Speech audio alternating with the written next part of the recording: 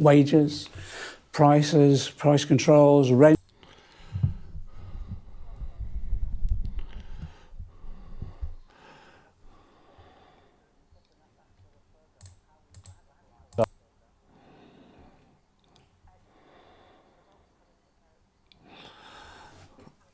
I will let them speak across the various news networks as the results are coming in. It's absolutely a stonking victory across the country so far for Reform. The huge rise in their vote. I know it's the first time they've stood, but the polls have understated the just the sheer size of the Reform vote across Britain, you know, not just England, but Scotland and Wales as well.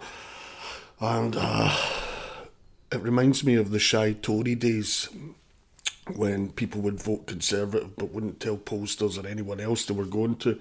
So they've definitely got an extra vote. Also, the polls are very left-leaning in general. In the Western world, not just in Britain. In the US, they have the same thing, where any time they poll Trump, for example, you can tack on another 2 or 3 points to that because his vote's always going to be more than what they poll him to. The way they skew the questions as well. But anyway, let's get into it. We've got a poll question. Please like, subscribe, share, and leave us a comment. Let us know what you think, and let's get into it.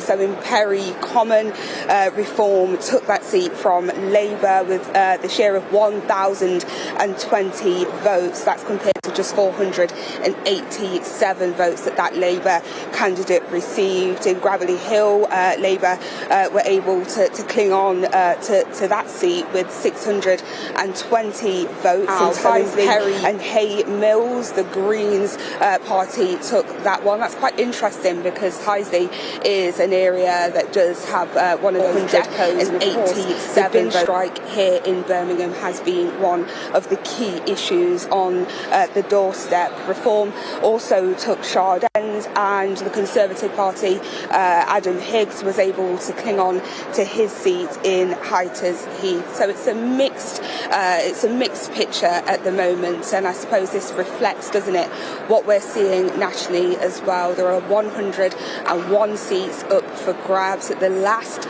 local election, it was the Labour Party who had that majority of 65 seats. But since then, lots have changed. Many of their councillors have resigned or defected, meaning that they were only just able to cling on to that majority of 51 seats. And since the last local elections, lots has changed as well on the ground in Birmingham. The year after those elections, so in 2023, the local council had to declare itself bankrupt. It's still having to manage the books following that. Of course, I've just mentioned the bin strike, which is still a big issue here in Birmingham. Lots of residents still not able to access a fully functioning service. And also, what's changed is the fact that the Labour Party are no longer only having to contend with the Conservative Party, which is the next biggest party here in Birmingham, but they're also having to contend with the rise of Reform, with Lib Dems, with the Green Party, and with a plethora of independent candidates as well. And those candidates have campaigned on a range of issues. Some of the issues I've mentioned just now, which really are local issues, and also international problems, specifically about conflicts in the Middle East. So what's interesting about these first five results is the fact that it is those main five political parties that have won seats. But what we're expecting today is to potentially see quite a lot of independent candidates as well. So it's likely to be very unpredictable, and I suppose the big question isn't who will win Birmingham City Council, but if anyone will get a majority, and if it is a hung council, how those parties will work together. Shimon, thank you very much indeed. Shimon there in a very busy counting hall there in Birmingham. Well, let's stay in the West Midlands, shall we? You can go to Shingi Marike, who's a Walsall for us in the West Midlands. How are things looking there?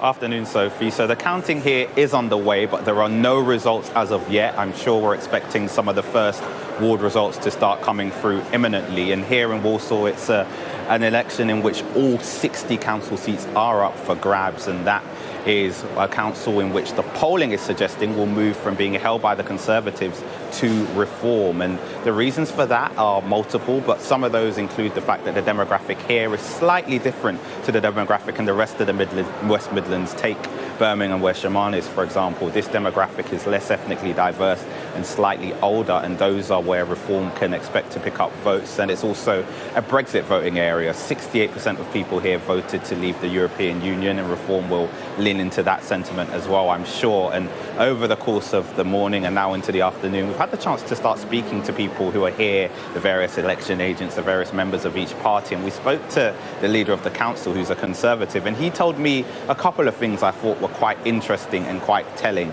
First of all, he told me that the campaign itself has felt quite divisive and quite difficult, which I think tallies up with the wider conversation around politics on the ground in the country at the minute.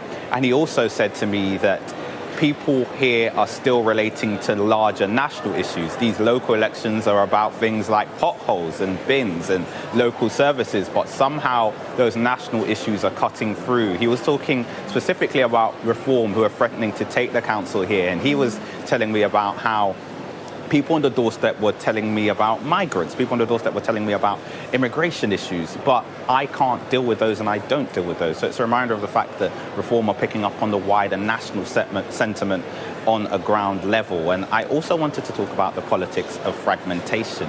The council here is made up of a number of independents who are, some of whom are pro-Gaza leaning, a reminder of how that issue is also cutting through, and a number of whom are also part of Jeremy Corbyn's Your Party, the party he launched with Zara Sultana. So we could get a Reform council here. Whether it's overall control, we don't know, but it'd be on top of a patchwork of other parties, just like the rest of the national picture. As I say, results are still yet to be declared here, but the overall result is expected to be declared between 5 p.m. and 6:30. Yula. Shingi, thank you very much indeed. Shingi Maruki there speaking to us from Walsall, where it's going to be a really interesting result coming in, I'm sure, when they do get speeding up with that counting going on. Right, let's go to Essex, shall we? Let's go to our chief political correspondent, John Craig, who's in Thurrock for us. Well, Essex, of course, absolutely critical council, and it's gone Reform. John, how are things where you are? Well, I'm at Thurrock. The Sky News Essex Roadshow has moved from Basildon to Thurrock, where we're at the count for Thurrock Council. Here, unlike Basildon, where they're only electing 14 of the 42 councillors, here they're electing all 49 councillors in I think it's 10 wards or so, perhaps more. And the results so far, they had a break for lunch a short time ago. They're about to start again. So 20 results declared so far. And listen to this, 16 Reform, 2 Conservative and 2 Labour. So Reform looks set to do very well here, as they have in Basildon, in Brentwood and Rochford and other parts of Essex. They look set to do very well in the election for Essex County Council. The only place they've not done well in Essex was Harlow, where the Conservatives did well and defeated Labour in some of their wards. I'm joined for some expert local knowledge by James McMurdoch, who is MP for South Basildon and East Thurrock. Why do you think Reform are doing so well here? Well, Essex is just the capital of Alarm Clock Britain. The people of this area, they work hard and they expect to be represented. And there's really 2 things that are been swept under the carpet for too long, and that's the cost of living and the pace of change. Reform UK is really the only party that's been brave enough and honest enough to pick up both those problems and tackle them head on. And people want to be represented, they want to be heard, so I'm not in the least bit surprised that they've done very well here. I should say you were elected as a Reform MP in 2024, but you're now independent. But you've been I know you were campaigning in Basildon, you've been campaigning here. You say that Essex is Alarm Clock Britain, but of course Thurrock is a parliamentary constituency has been represented by Labour, Conservative, and I think this council has been led by Labour and Conservative in recent years, hasn't it? It's a big change. I mean, it's not just minor gains for Reform so far. Is that the returning officer? No, I'm not sure. Anyway, we'll carry on. We'll get there soon. We'll carry on. Yeah, I mean, 16-2-2. I mean, that suggests a big majority for Reform UK. I mean, is Reform very strong in this area? Is the turnout high? What else? What has happened here? It's both those things. Reform are very, very strong in the area, and the turnout's high, but the turnout is high because of Reform. No one else could have done this. It's Nigel's hard work that's done it, and people really are resonating with him and his message. Look, Basildon, Thurrock, South Essex, it's a bit of a bellwether for the country. It's a place that's willing to take on challenges head on, doesn't want to muck about, wants to move forward, improve the country. It's a very patriotic place. So I'm not in the least bit surprised that Reform are doing so well, and I hope it continues for the rest of the day. Mr Farage told me a few weeks ago that he was pretty confident that Reform UK would win here. And you were elected as a Reform MP. Are you hoping to get back into the party? You just said nice things about Reform UK. Are you hoping to get back? Look, I won't give you a very, very detailed answer on that, but I'm still very, very much aligned. Relationships are very, very good. You never burn bridges where you can avoid it, and I'm very, very supportive. What are the issues here in Thurrock? I mean, I was in Basildon last night, and a lot of talk there about how the big parties have let Basildon down. I mean, what are the issues here that have made people turn to Reform? Are we talking cost of living? Are we talking immigration? What are the issues? It's both those things, but there's also some really, really serious local issues where there's just been failure from the Uni Party, frankly, all over. Sorry, the Uni Party? Well, Labour and Reform, Labour and the Tory Party, excuse me, round here, you know, for all the difference it's made, it's been pointless to split the hairs between them. You know, when it was the I'm interested in this phrase, the Uni Party. Are you suggesting there's no difference between Labour and the Conservatives? Well, look, apart from the fact that they're at each other like cats and dogs around here, no, not really. In terms of results, you know, under the Conservative Party in Thurrock, there was a financial scandal of £1 billion.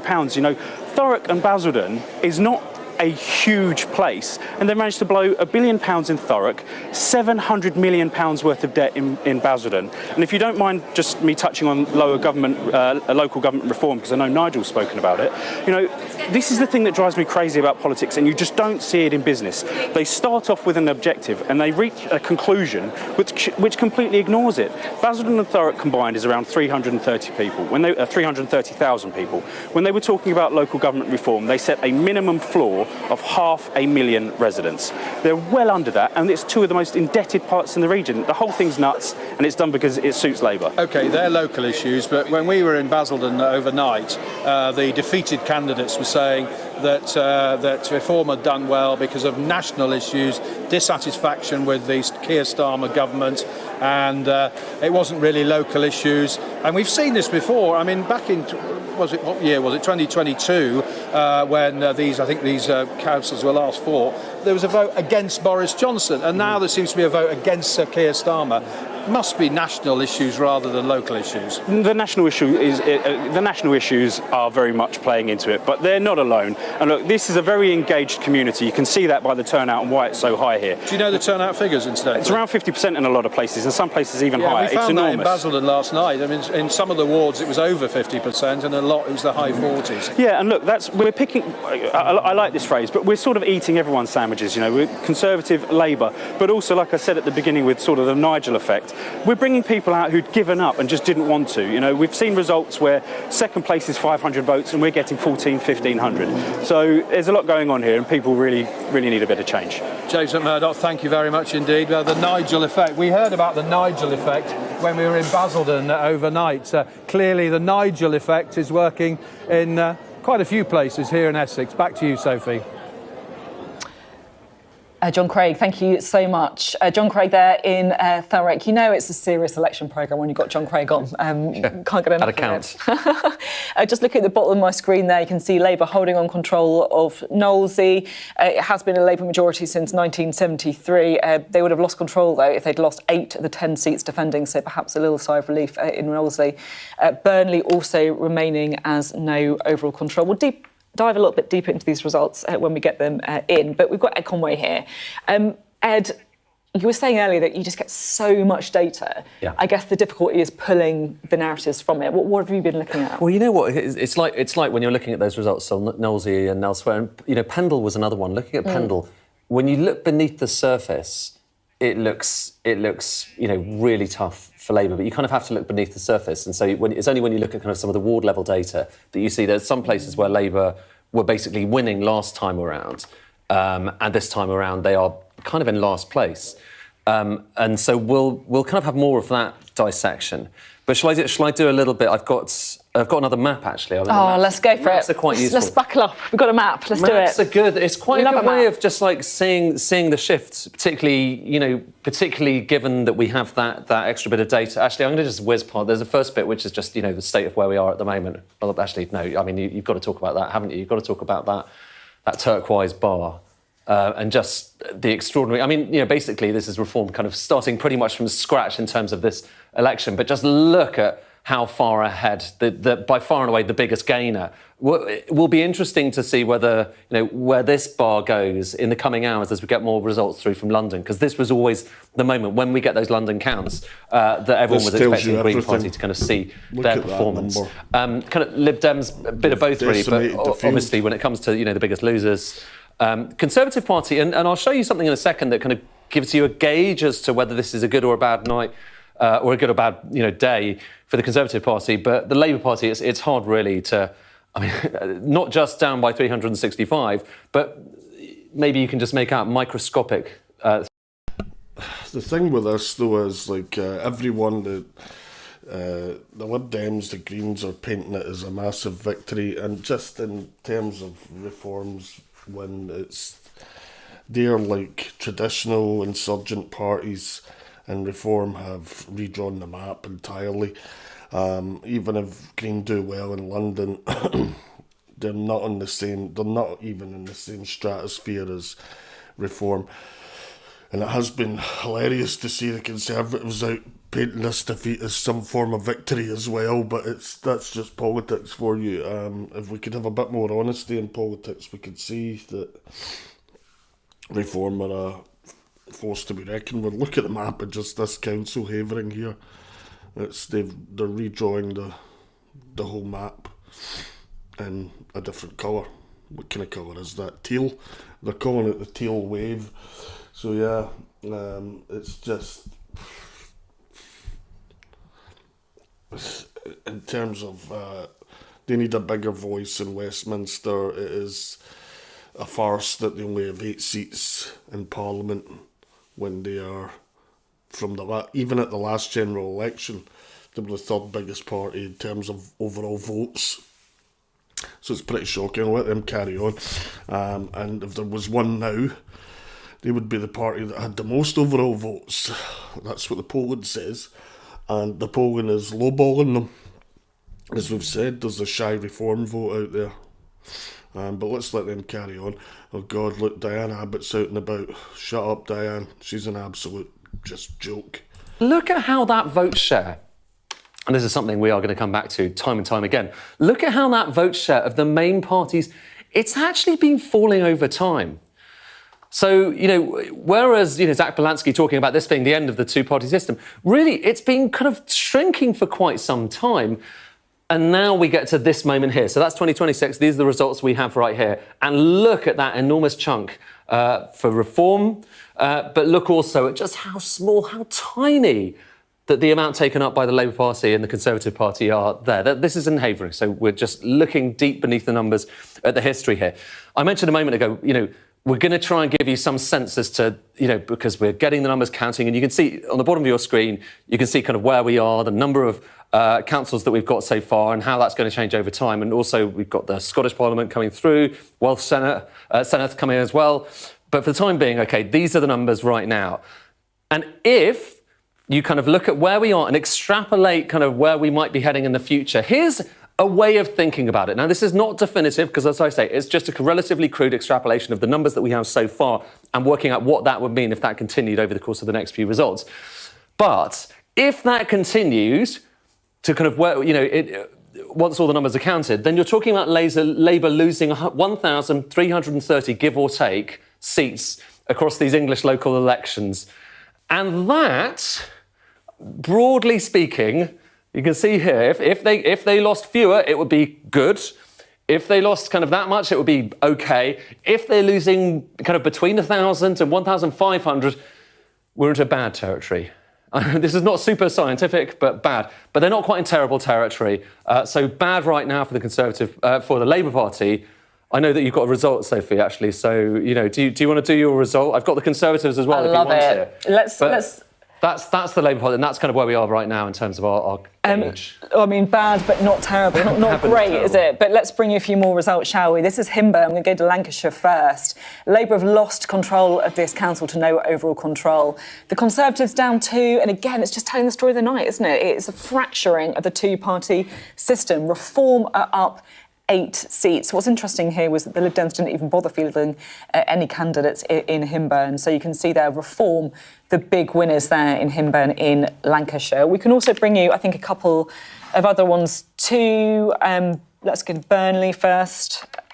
Shall we have a look what is going on there? And again, Reform up 11. They've won 11 seats, so a really good result for them. Labour down 7. Everyone else down really 2. There were some, I should be said, some defections from Labour to the Independents. So the Independents quite good there in look at this. Burnley. And we've got a couple of Scotland results to bring you as well. Aberdeen Central. This is, of course, big port city, third most populous city in Scotland, and it's a hold for the SNP. Hopefully we should have a look at the share of the vote and the... So, yeah, I mean, very dominant, really, for the SNP. And this is the change in share of the vote, because this is really when you get a picture of what is going on. That's the interesting one. And this is the interesting one. Reform absolutely surging again. And if you look at that, it shows you that...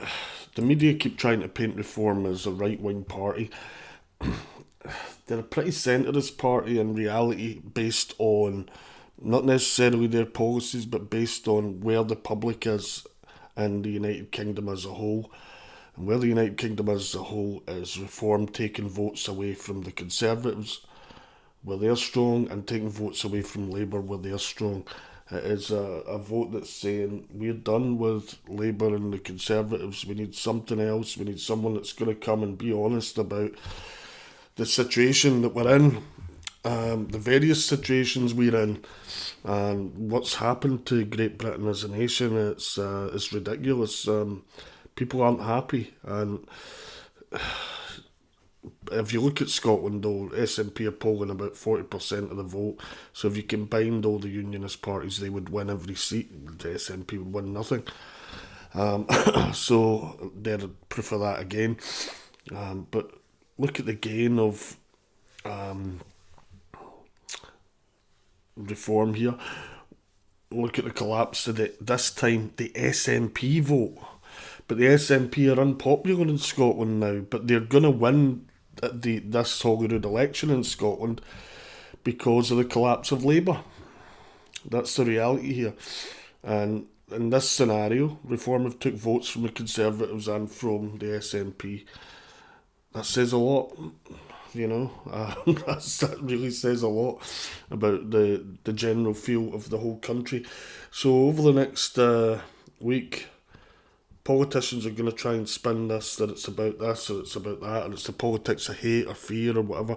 That's not the truth. It's the politics of fed up. It's the politics of we need to actually listen to the general public when they say we don't want people coming here on boats. We don't want too many people coming here on student visas and abusing that system to have millions of new low-paid, low-skilled workers in this country taking wages, jobs, and away from people and swamping services. That's the real thing that's happened. The boat migrants would seem like a really small thing if that wasn't happening with the student visa system. Believe me, that is millions of people. Maybe as much as 5 million people have abused that system in the last 20 years. And it's really ramped up in the last few years, same as the small boats have. And people are saying things like that, and they're saying, we don't want grooming gangs, we want a government that's going to react like that's the worst thing that's ever happened. They're saying, when 3 little girls are murdered at a playgroup, they want the Prime Minister to come out and react like that's the worst thing that ever happened, in the same way that he did about the Golders Green thing. And the only reason he reacted like Golders Green was so horrific where no one died, by the way, is because he had an election within days and he was trying to bolster the vote, and so were the Conservatives, the way they came out and reacted to it. But where was those reactions when 3 little girls were brutally murdered by a complete madman whose parents should never have came to Great Britain in the first place? It wasn't there. I'll stop going on, but you get my point. And the reason politicians don't know this is because when people try to talk to them about this, they don't want to hear it. They're not interested in that at all. That's the reality here. Well, they've got a talking head. There's Keir Starmer talking away on the BBC, of course, telling us that we just need time for Britain to see the changes that will help them. The changes, we don't want, if he was willing to listen, we don't want politicians that don't prioritise the things that we want prioritised. And the things I've already listed at the start of this spiel I've just said off the top of my head, that's the things I need to be listening to. And one good thing the Conservatives are saying, even though they're trying to paint this as some sort of victory, which it really isn't, they got shellacked as well, is that one good thing the Conservatives have said is we should be drilling in the North Sea for oil and gas.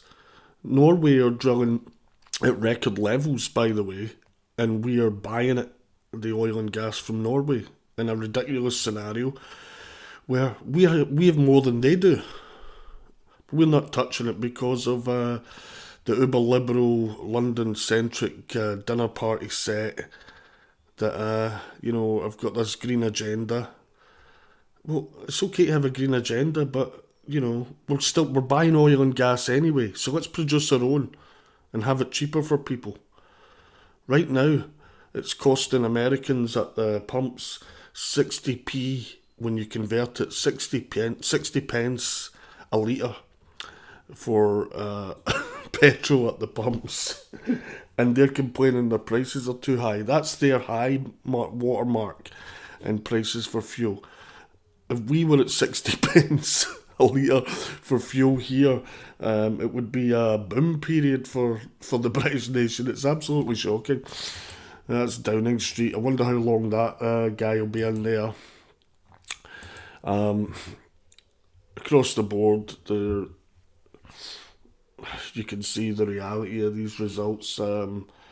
Maybe we'll check in GB News for a little while, I don't know. But I do prefer the Lucas guy's coverage here. It's just more in-depth, the actual statistics. And GB News are trying to vlog as a mug if you want a GB News mug. Let's see what they're saying. I'll shut up for a while. Starmer there for now. You can buy Andy Burnham a bit of time so that he can maybe run for a safe seat in Manchester. Actually, I need to say this. There aren't any safe Labour seats. That's the reality that Andy Burnham has woke up to today about him coming in. And by the way, there isn't a Labour saviour. That's what these results are showing you. It's done. Unless the next Labour leader was going to come out and say, right, okay, we get it. All of the things that you're saying, that's right. We need to put the British people first, and that's what we're going to do. Over international law, over giving billions away to everyone else. Let's put the British people first, because that's what your own politicians in any country should be the minimum requirement for them. It's not looking inwards and all of this. No, your first priority should be the people that are paying you and putting you there, not how France feels about it, or how Mauritius feels about whether they should have the Chagos Islands or not, or any other issue. Put your own people first. That's your starting point. I hear Keir Starmer, he talks a lot in recent times, and I've even asked him on X, when he said it on there, or his channel has, he talks about British values a lot. And I'd like to ask Keir Starmer if I was ever given the opportunity, as if he would ever talk to me. But, I'm no one. I'm just some guy on the internet here talking to no one. But at the end of the day, he goes on about British values, Britain's values, and and various ways of phrasing it. And I've asked, what are they? To see if we have the same answer, or and I don't think we would have.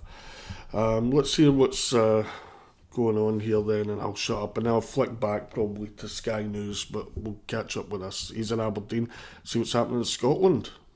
Was nearly 7,000 votes clear of Labour in second place with 5,000 votes. And then comes the interesting part of this, because you heard Tom Hard there talking about those regional seats and the D'Hondt system.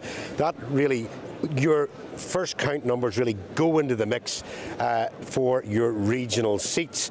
And Reform were just about 300 votes ahead of the Tories. So as suspected, the Conservatives and Reform have locked each other out in this region, both polling in around 3,000 votes.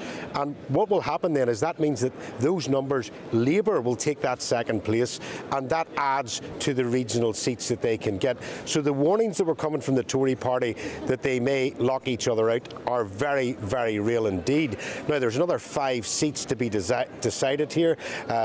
We have just watched Stephen Flynn, the MP, the leader of the SNP in Westminster, arrive, and he is probably due to be elected within the next hour here, which really calls into question, can he ride 2 horses, a member of the Scottish Parliament and an MP at the same time? And what is he doing there? If he wants to be an MSP, is he going to go for the leadership of the party? Because to be the leader of the SNP, you have to be a member of the Scottish Parliament. But really, all eyes are still on Banffshire and Buckingham, where this morning all those votes that came in from the fishing villages and farming sides were mostly Reform, and the SNP was left in their wake. But as the edges of that constituency come in, as that constituency comes closer to Aberdeen, that has been reversed, and we can now see that that gap has now closed dramatically between the SNP and Reform. This is probably the best possibility of a constituency seat for Reform, and it is running very, very tight at this moment. There are 5 seats up for grabs. The 6th seat already has been taken, so we will be watching this throughout the day. One quick question for you. I mean, it's a pretty seismic result, the SNP beating the Lib Dems up in Shetland. I mean, I think it's the first time the Lib Dems haven't controlled it since 1950. The SNP were gone. I mean, Nicola Sturgeon had completely tarnished them. What have they done to make such a dramatic comeback? Well, it is amazing what they're doing here, because the big numbers, the big questions at the ballot box, especially up in Aberdeen, are over North Sea oil, over farming, over fishing, over immigration. All these things are not devolved matters, and it appears that the Scottish people have taken that into account. Have they gave up on Westminster? That is the real question here. Have they decided that maybe the power needs to go back to their own government? But this government, the voting system of this government, Dawn, is designed not to return a majority. Alex Salmond was the only man that managed to do that. The magic number is 65 seats. At this current rate of knots, I think we're looking probably at about 60 seats, which means that the SNP will have to go into some sort of coalition. But it really is, have the Scottish people lost confidence in the Westminster parties? And is that why we're seeing a rise of Reform? Very often in second place in the initial polling, sometimes leading it. But have these Westminster parties locked each other out so much that the Scots are turning back to their own national way of thinking? OK, thank you so much, Doogie Beattie in Scotland for us. We will bring you more on those Scottish results as and when we have them. What I thought was very interesting there, Charlie, was Doogie's comment that people have lost faith in the Westminster bubble, for people in Westminster. And you hear it so many times today from people being interviewed about this elections, whether they're in Scotland or Wales or in England, about how they have lost faith in politicians of all political persuasions. They just don't feel they're being listened to. And I think that's a message we're getting from literally all over the countries. And indeed, we're getting some of those comments from serving politicians as well, talking about how they are losing their core support. We'll get more on that very shortly. But first, let's cross now to the Conservative Shadow Business and Trade Minister, Gareth Davies. Conservative joins us now. Good afternoon to you, Mr Davies. Not a complete disaster for the Conservative Party. Overnight, you've won some key councils and surpassed expectations elsewhere. But overall, the picture is bleak, is it not? The Conservative Party is continuing to decline since 2024. Well, good afternoon. You're right to point out the victories. We're delighted about Westminster in particular, which is a flagship council for us. To take that back is a significant development, I think. And Wandsworth, Bexley, of course, which was a #1 target for reform. You remember? Okay, as I previously stated, if you were watching already, the Conservatives are trying to repaint their loss last night as some sort of form of victory. And they did have some decent results in a few places, but they've just... and I'm looking on a separate feed right now of Kemi Badenoch and with big bags under her eyes. She's been up all night strategising with her advisors about how they can paint this as some form of victory. It's really not. It's just Labour lost so big that it's it's hard to envisage anything worse. So it means that they're looking comparatively okay, whereas if they were the ones in power, it would be getting framed very differently right now, and they would be getting defeated by a bigger margin, like they were in 2019. But this is actually on track right now, and if these results continue, to be the worst defeat of any party, not just one in power, at local elections in history. Not for Labour, not for whoever, not for a specific party, but in history of any party. This is going to be the worst defeat. The worst one in history was the 2018 one for the Conservatives, and now this one's going to top it. And it's a new party coming in. It's Reform. They're the story. Under a Reform county council elected last year, showing that voters, they're saying they want more reform. Despite all of the nonsense reported in the press, we're doing a great job running the councils, and voters in their millions are saying we want more reform to run these councils. And whether we're taking them from Labour, we've just taken Essex County Council. I think I've just been told that Kemi Badenoch herself would lose her constituency seats if there was a general election next week based on those results. So the two-party system is dead, and Reform are the big winners of these local elections. You mentioned there what would happen at a general election, and it is always dangerous, as you know, of course, to kind of map across too closely how people vote in local elections to a general election. But, if you look at these results, is Nigel Farage on his way to being Prime Minister? Probably yes. Yes, I think that's the confident signal that these results are sending. And we've always said this is like the midterm elections. And of course, we welcome the scrutiny of how well we run the councils, where we've got majority control. And, we're confident that we will continue to do a good job. Voters are saying you've got lots and lots right in the 10 councils that we currently majority control. Of course, we make mistakes, everybody's human, but where we do, we learn from it and we keep pushing on. But that's the key message, is that voters are sending a message back to the establishment, to the Uniparty, saying actually we want more reform. Okay. People are feeling they're feeling poorer and they want change, and that's what we're delivering. You say that you welcome scrutiny, but I guess I just wonder, how true that actually is. To be fair to you, you often come in, you give a lot of interviews. We've had a lot of interviews before. But many people would say that Nigel Farage is avoiding scrutiny over the £5 million donation that he was given before the election.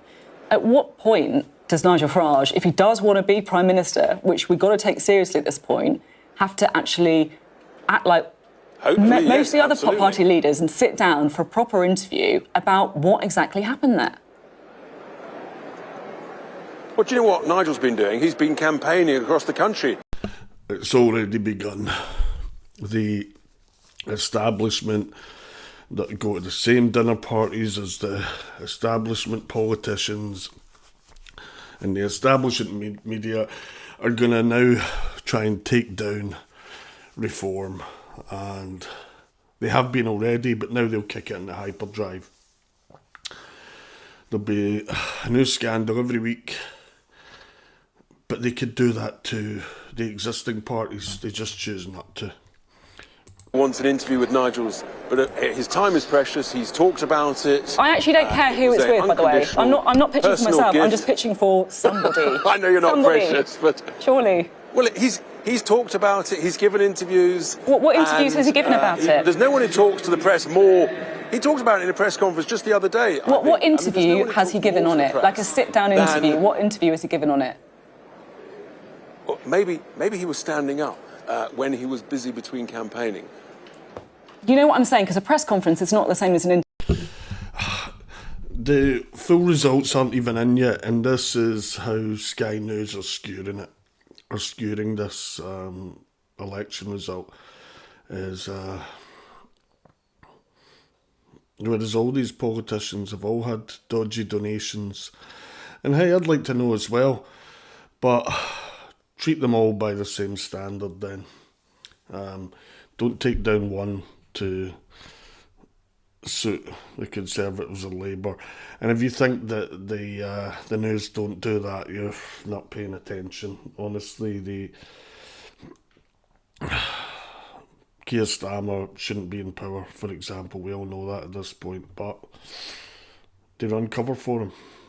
Any particular results we need to be watching out as the day unfolds? Here in Birmingham City will be huge, but look for Sunderland, Gateshead later in the afternoon, and of course Wales. Wales is going to be devastating for Labour, absolutely devastating. Richard Tice. Vote just going on behind me. I'm hoping that it's good for us, but thank you, Sophie. I'm going to let you go and have a listen into that. Thank you very much indeed. Thank you.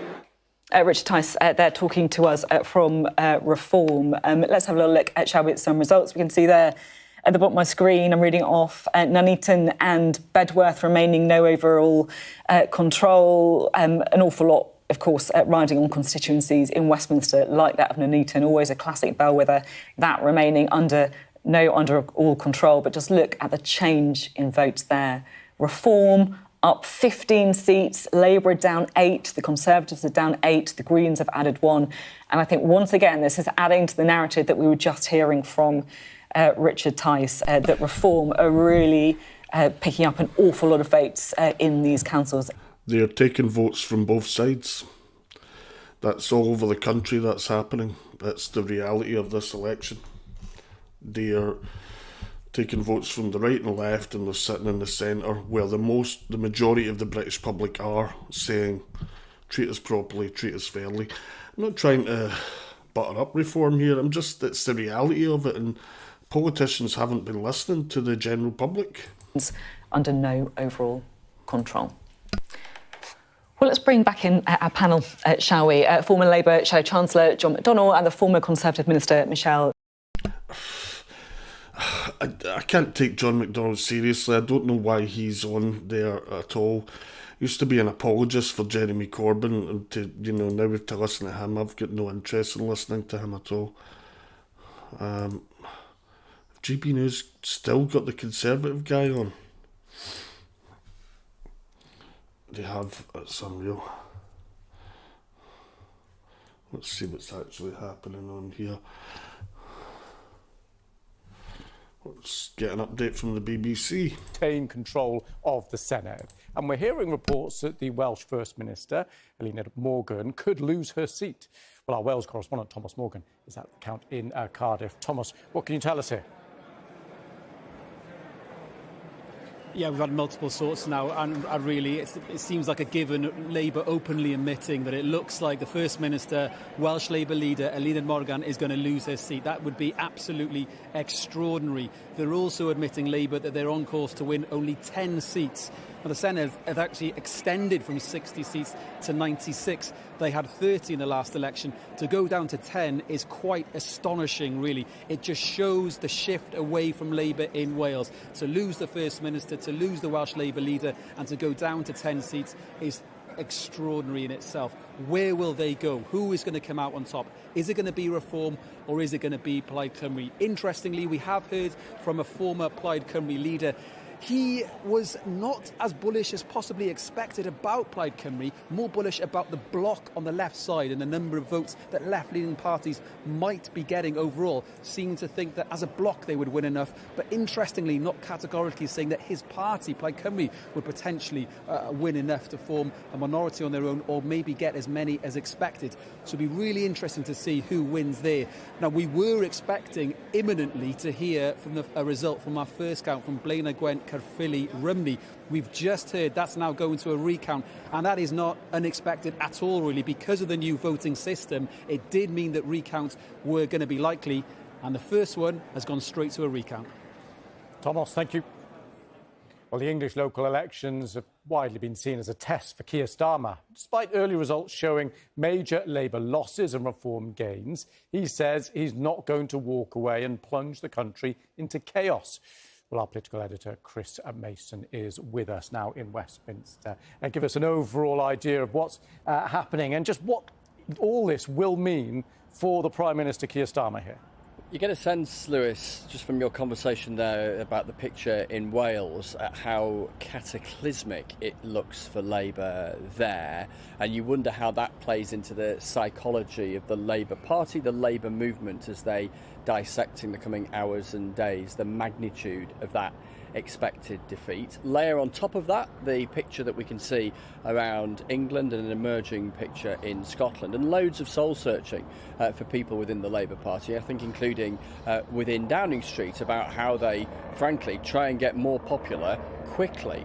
Now, as far as the reaction so far that I've been picking up and colleagues have been picking up, speaking to Labour folk both publicly and privately, yes, there is that soul searching. Yes, there's a keen awareness of how dire it has been. But it hasn't yet gone volcanic in terms of a fresh set of folk who weren't previously grumpy, sounding grumpy and suggesting that the result of that should be that the Prime Minister goes. Yes, it is a live conversation. Plenty think that it would be wildly stupid, frankly, for the Prime Minister to lead Labour into the next general election. But that isn't the same as something happening in the very short term that imperils his prime ministerial career in that short term. So we watch, we'll keep an eye on things. Let's see how things go over the weekend. Even 24 hours ahead of where we are now seems a long way ahead, given the results still to come. But as things stand, as I say, there hasn't been that public explosion of folk within the party demanding that Keir Starmer stand down. Thank you, Chris. Right.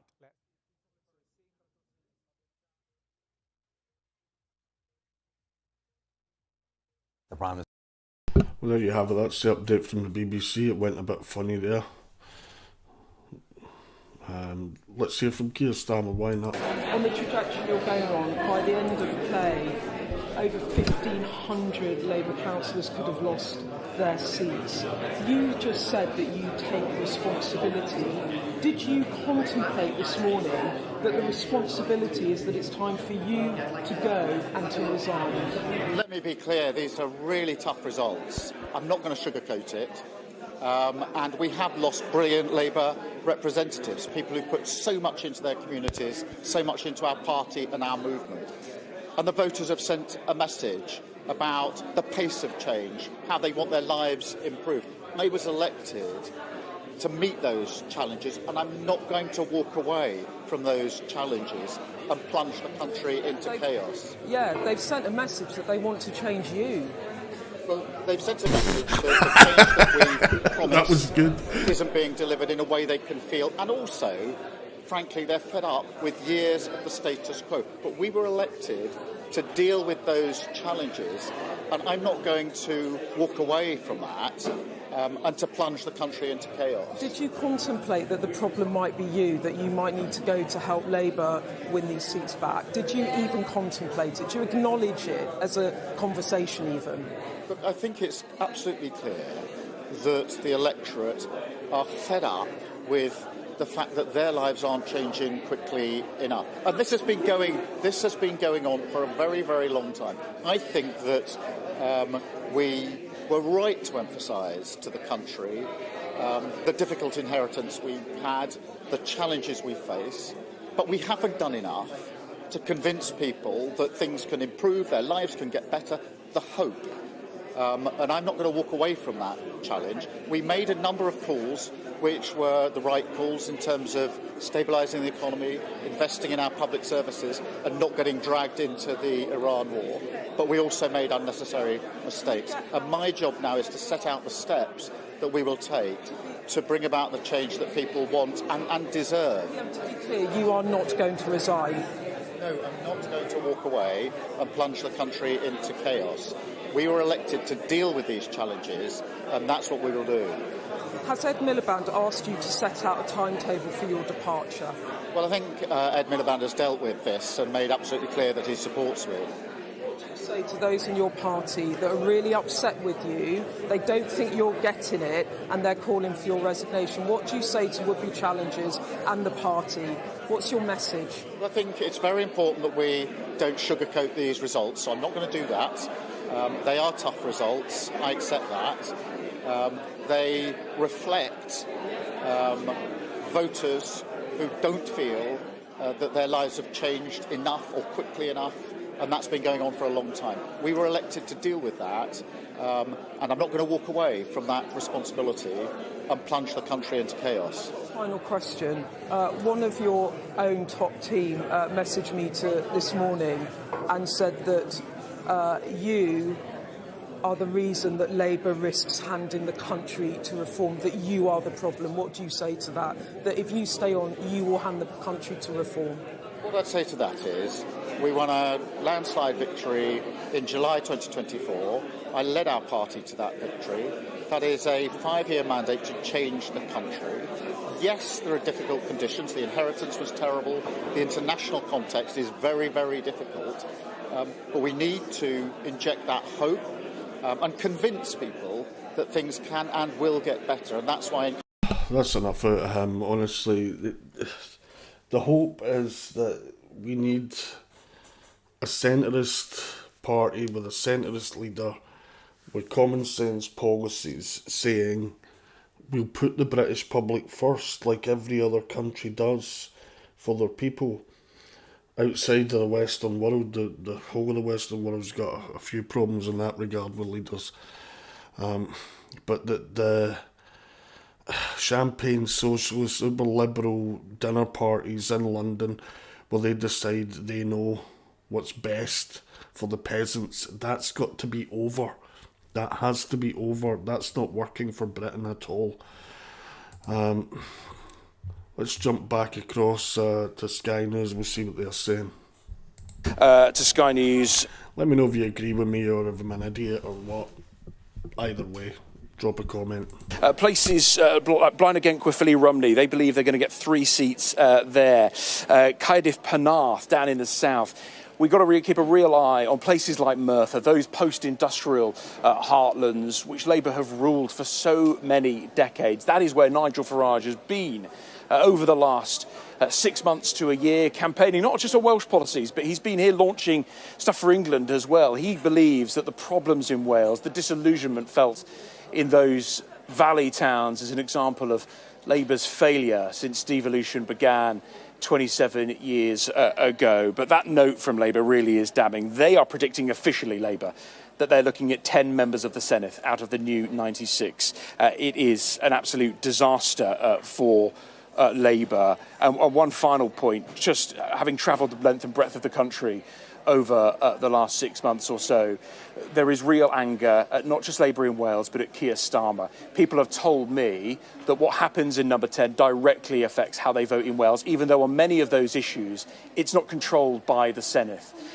But be under no illusion, what's been going on with Labour nationally affects how people vote in the local election here. Dan, thank you so much. Dan Whitehead there on the picture in Wales, which I have to say is going to be all important when they do start coming through. I think we have... Oh, not yet, sorry. I'm teasing ahead. I thought we were going to have Anas Sarwar, the Scottish Labour leader. Very important to hear from him, of course, because I think it's been the early results in Scotland quite disappointing for the Labour Party. And we, of course, know that he's already called on Keir Starmer to go. So one of those voices it'll be interesting to hear from later on. Right, let's take a moment, shall we? It's been busy. We've got Beth Rigby, our political editor. We have got Ed Conway, our economics and data editor. Beth, what's your take so far? Take a breath. I know. A lot, hasn't it? Yes. We all need a cup of tea, maybe herbal tea. Can I be really annoying and slightly butt in? Because I've got something you might want to see, okay. which has just come through. Exciting. Which is, well, remember before we had the national equivalent vote, it's basically, when you're looking at these results, particularly from the results we've had through, how do they extrapolate to a national vote share? So shall I show you this, and then that'll be... I'm literally like a coiled spring. This will provide some food for thought for I think everyone. Okay, first I'm going to show you last time around. Okay, so this was quite a few hours ago.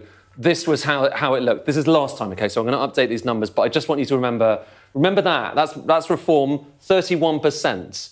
More or less kind of in line with where they were last time around. And remember, what's happening here? This is Michael Thrasher, Colin Rallings, looking at the data that we're getting through from the local elections, extrapolating it out so that we have a sense of what this might mean if it's kind of mapped across the UK as a whole. That's last time, OK? Last time, 31% for Reform, and then there's the Conservatives down there, and then there's the Labour Party down there. We've had those numbers updated, OK? So here is the latest numbers as of, it's literally about half an hour ago. Ooh. It's a different story. Bit some noises off. Oh, interesting, isn't it? Because look at this. Look, Reform actually kind of coming down a bit off that high point in 2025.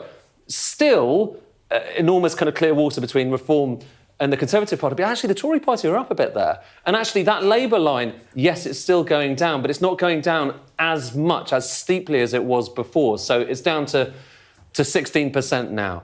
And the Lib Dems down a little bit as well. Green Party so far up to 13%.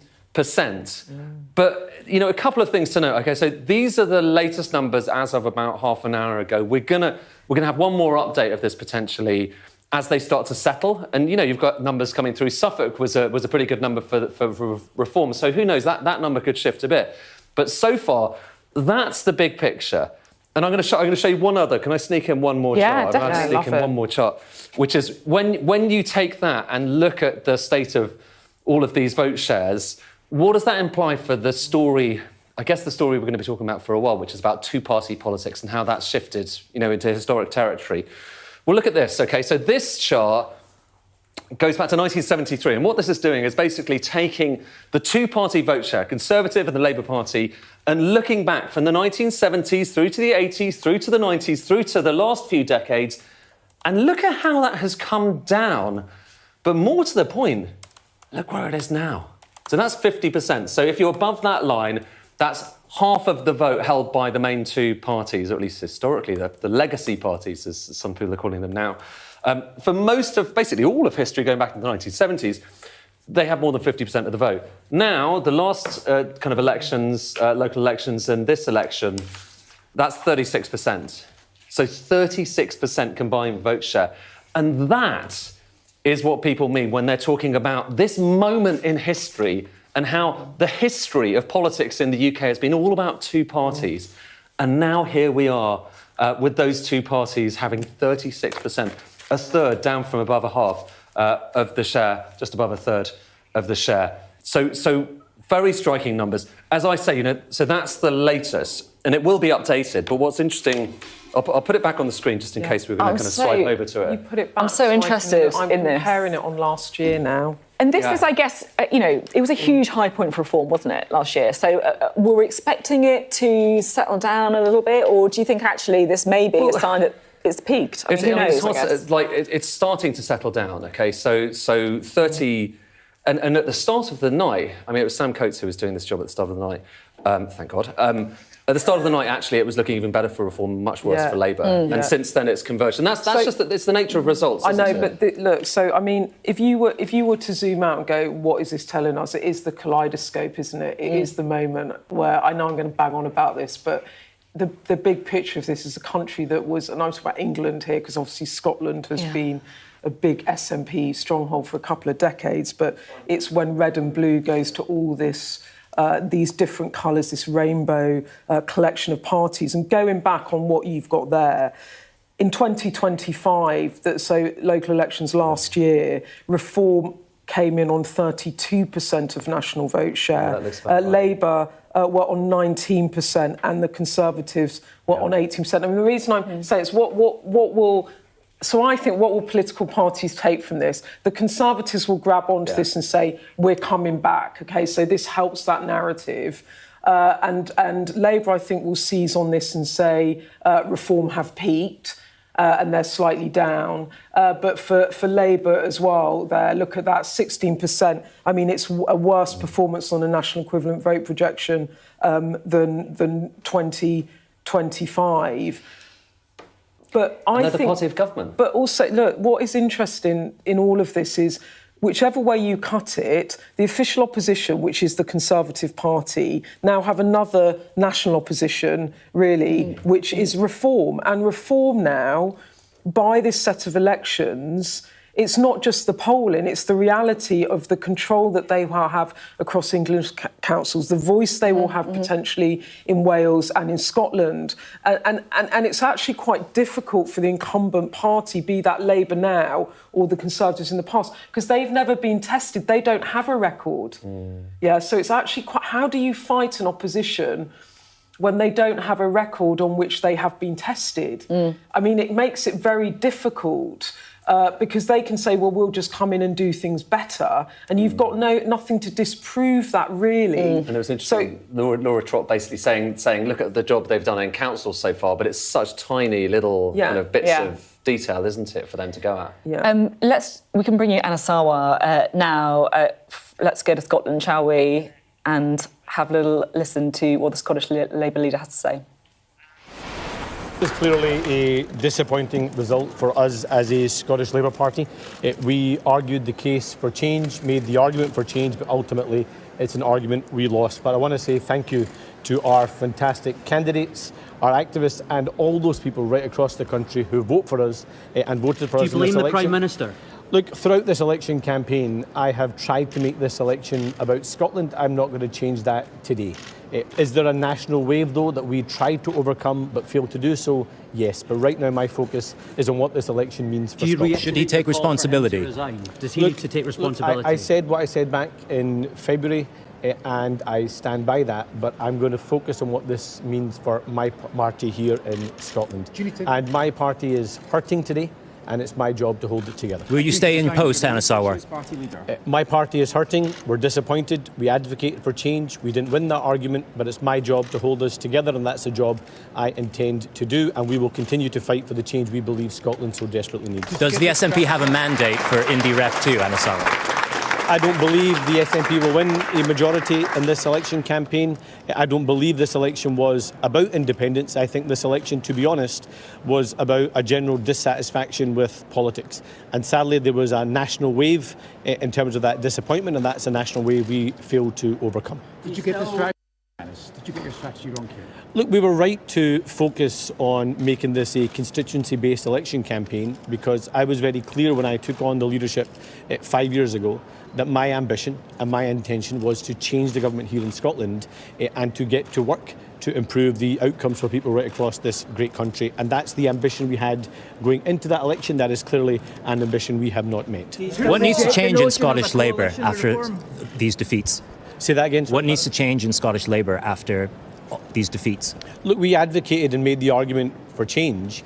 The tragedy of this election campaign is that despite all the arguments we wanted to make about the National Health Service, the future of our schools, about tackling homelessness, building homes, having a government that works here in Scotland, sadly it seems that that's not what the election became about. It became about a national mood and a national dissatisfaction, and that was a mood that sadly we were not able to overcome. Do you still reject the notion of a coalition with Reform? Reform have no part in terms of any kind of ability to form a government here. I'm of course disappointed that we are going to see Reform MSPs elected, but let me make a broader point, and this goes beyond just the politics within the Labour Party. I think this goes for who we are as a country. I'm sick of politicians who want to use people's legitimate concerns to divide this great country. And sadly, it seems that those who seek to divide us and use people's frustrations to divide us are going to win the day today. But I still ultimately believe that the politics of unity and change will win this country, and I look forward to being part of that fight. How will you feel if Labour finish behind Reform? Anas Sarwar there, the Scottish Labour leader. My party is hurting. He said the tragedy of this election is that it became about a national route. Well, let's talk to Beth and Ed. I mean, it feels like he's saying... Let me just move my makeup. Love it. This is actually real television. This is the reality. I just pop that there. We're just trying to be real, guys. We're just trying to do our lipstick. Anyway, sorry. Sarwar. It feels... Oh, your mic's gone now, Beth. Oh, now I've lost my mic. I'm going to talk to Ed instead. Yeah, just go to Ed. I'm not. Oh, no, I've got it back. We've got it, it's okay. I do want to talk to Beth. The reason I want to is because it feels pretty clear that Anas Sarwar is blaming Keir Starmer. He's saying they're national factors here. But, you know, you interviewed him as well. I interviewed him in the past month. To both of us, he said, I refer you back to February when I called on him to resign, and he didn't go any further. And he actually didn't go any further there, did he? He didn't stick the boot in, did he? What he said was, my party is hurting. That is very self-evident. And then he said this election was a general dissatisfaction with politics. That's a national wave we failed to overcome. We know what the implication of that is, but I thought it was quite telling there that he did not go in again on Keir Starmer. What did you think? Yeah, I think that's right, but I think we should wait and see what happens over the next few days. Yes. I mean, I guess the problem that he had is he was kind of left sort of hanging in the wind slightly before, wasn't he? When he kind of went over the top and he said Keir Starmer needs to go, and then there was like a deafening silence and nobody ran for the leadership, so maybe he just want that to happen again. And I think that actually we're getting the results in now, and you saw from the national equivalent vote share, so if people vote in national elections, Labour coming in at the moment on 16%. I mean, take that one in. I mean, that's kind of what the Labour Party are dealing with. If they lose the Senedd in Wales, which I think Labour have pretty much said that Welsh Labour have said it's going, I mean, they've held that for 27 years since devolution. So imagine that hammer blow. And then in Scotland, the party absolutely destroyed. It's going to be really, really bloody, I think, and it's going to be a very tense. I'm just going to 24 hours. jump in. This is Perthshire North that we're taking you to now. Let's hear from the SNP leader, John Swinney. And to your team here at your centre and throughout the county yesterday for the efficient way in which this election campaign and election contest has been conducted, and for the efficiency of the declaration today. Can I also express my thanks to Police Scotland for, as ever, providing the important security around the democratic process upon which we all enjoy. It has been the privilege of my life to serve the people of Perthshire for the last 29 years, and I look forward to continuing that service in the next Scottish parliamentary term. I have always acted in a way to prioritise the service of the people who chose me to represent them in Parliament, and I will continue to do so. And I express my warmest thanks to my constituents for supporting me once again so emphatically in this election today. Can I also express my thanks to the SNP team in Perthshire North, led by my agent Pam Muir, who have, to say the least, run the campaign without me largely in attendance because of the requirement of me to be around the country leading the Scottish National Party campaign. But I could not have achieved this result without the steadfast support of Pam and my team around the constituency. So to each and every one of you who've worked so hard for this moment, please savour it and express my warmest and share my warmest thanks for all that you have achieved on behalf of the Scottish National Party in Perthshire North. Thank you very much.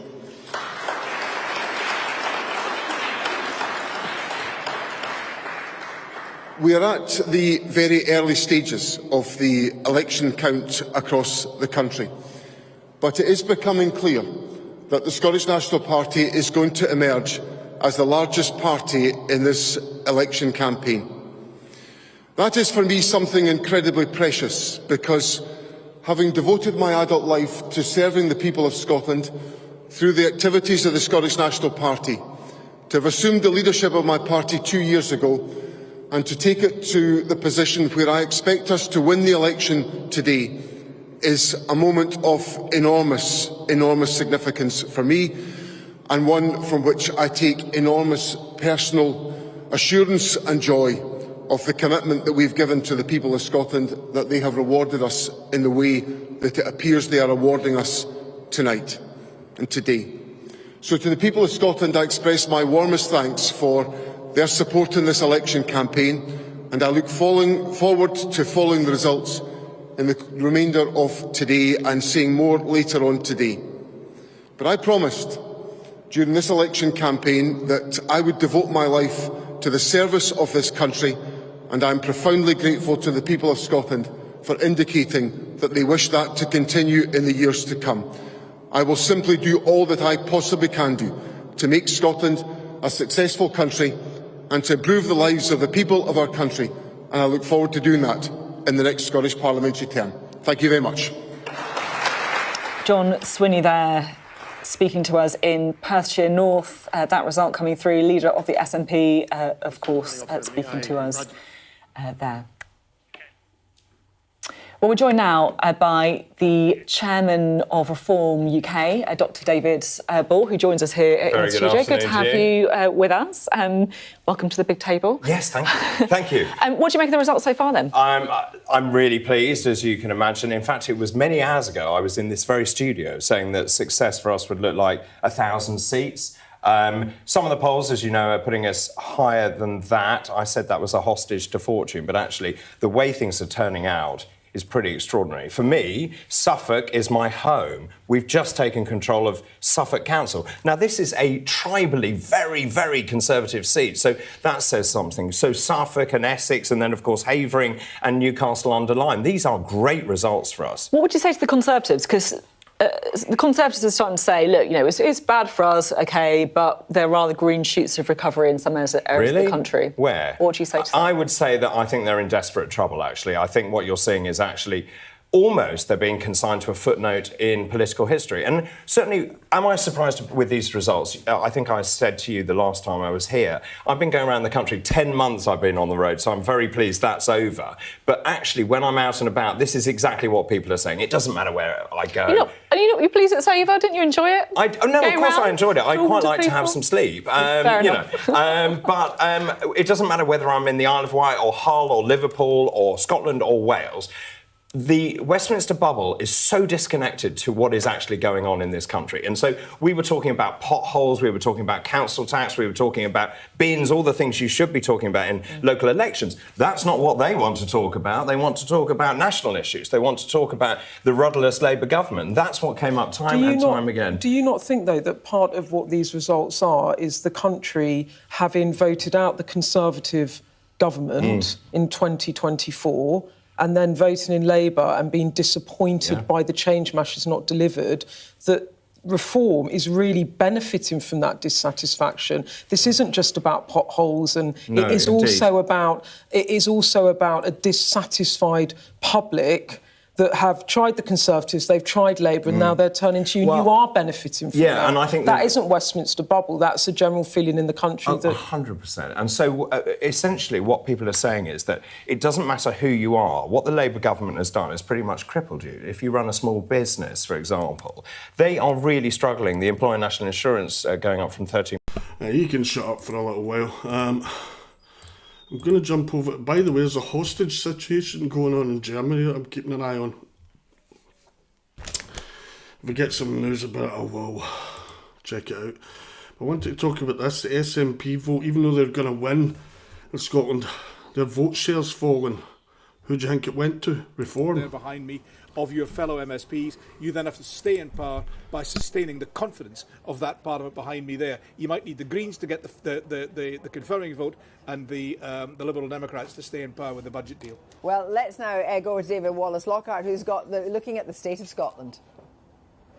Well, Kirsty, here's our constituency map of Scotland. Still a lot to fill in. That big blob of SNP yellow in the middle is where John Swinney has just kept his Perthshire seat. Now, we'll spend a bit of time today looking at this map, but we also have this different map that we call the hex map, which paints the picture a bit clearer because it distorts the geography but shows every Scottish constituency as being the same size. The outline of each hexagon is whoever held the seat in 2021. So we'll be filling that out throughout the day. We're going to look at a few interesting seats. Some have declared, some haven't. First up, that one Brian Taylor was just talking about, Edinburgh Central. It's currently held by the SNP Cabinet Minister Angus Robertson, but the Greens seem to think that they have taken it. We've not had the declaration yet, but they're sounding confident. Big moment for them because that would be the first constituency the Greens have ever taken in a Scottish Parliament election.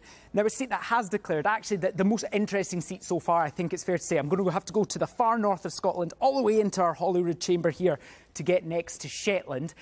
Shetland has been Lib Dem since 1999, often taken as a given that Shetland will vote Lib Dem. Not anymore. The SNP have won the seat. Hannah Mary Goodlad has won it by a decent majority, actually. And if we have a look at the change in share here, we can see SNP up, Lib Dems quite considerably down. The Greens up, Reform up. Yet to see if that's a theme, the Greens and Reform performing better, that we'll see throughout this election. Shetland's not your typical constituency, but we should keep an eye on that. With that in mind, let's actually go to Banffshire and Buchan Coast. This is the area that Reform UK think they're in with their best chance at winning a constituency. They plan to pick up most of their seats via the regional list. But here, their candidate Conrad Ritchie hoping to take a constituency. Karen Adam for the SNP has a narrow majority. But we should be saying, I've been speaking to some people in the SNP who now think that they have managed to hold on to this seat. We should be hearing about it quite shortly. What we don't know a lot about is how Labour have really done yet, because we're still waiting to hear for a lot of those Central Belt of Scotland seats. But I think from what we're hearing from Labour is that they do not think this has been a particularly positive election for them. So we will keep filling in both our hex maps and this map as the results come in, but definitely some interesting ones so far and definitely some interesting results to keep looking out for. Thank you very much. Now, John Curtis, look at whether or not the SNP is likely to reach that magic number of 65 MSPs, which would be an outright majority. Well, we are doing our best on the moment. It's only 8 constituencies, and there's obviously been a lot of variation, and nobody would claim that the 2 constituencies in the Northern Isles are necessarily representative of Scotland. That said, it's clear that SNP support in general is down. In some cases, it's down by 10, 11, 12 points. And Labour support is not down. Labour are basically hanging on to their support. And Conservative support has not fallen away that dramatically so far. So the honest truth is, at the moment, we reckon that there isn't much chance of the SNP getting an overall majority. And it sounds, though, from what you're saying at your end, that the SNP are of that opinion as well. So it's too early for us to actually call it and say that's definitely what's going to happen. But certainly the direction of travel seems to be, yep, the SNP being the dominant party in the next Parliament may well indeed not be that far short of the 64 that they got back in 2021. But it does seem, as is frankly has always seemed the case, the 65 is a tall order unless everything were to go their own way. And very quick word on Anna Sawar, who's just said, we made the argument for change, ultimately an argument that we lost. Scottish Labour leader. The problem that Anna Sawar faced in trying to persuade people to focus on the record of the SNP government as a way of winning votes is, if you look at the attitudes of those people who voted for the SNP in 2024, much diminished in number as they were as compared with 2021, they on balance were saying that the SNP was doing a good job, and they said, yeah, that's what we're voting on.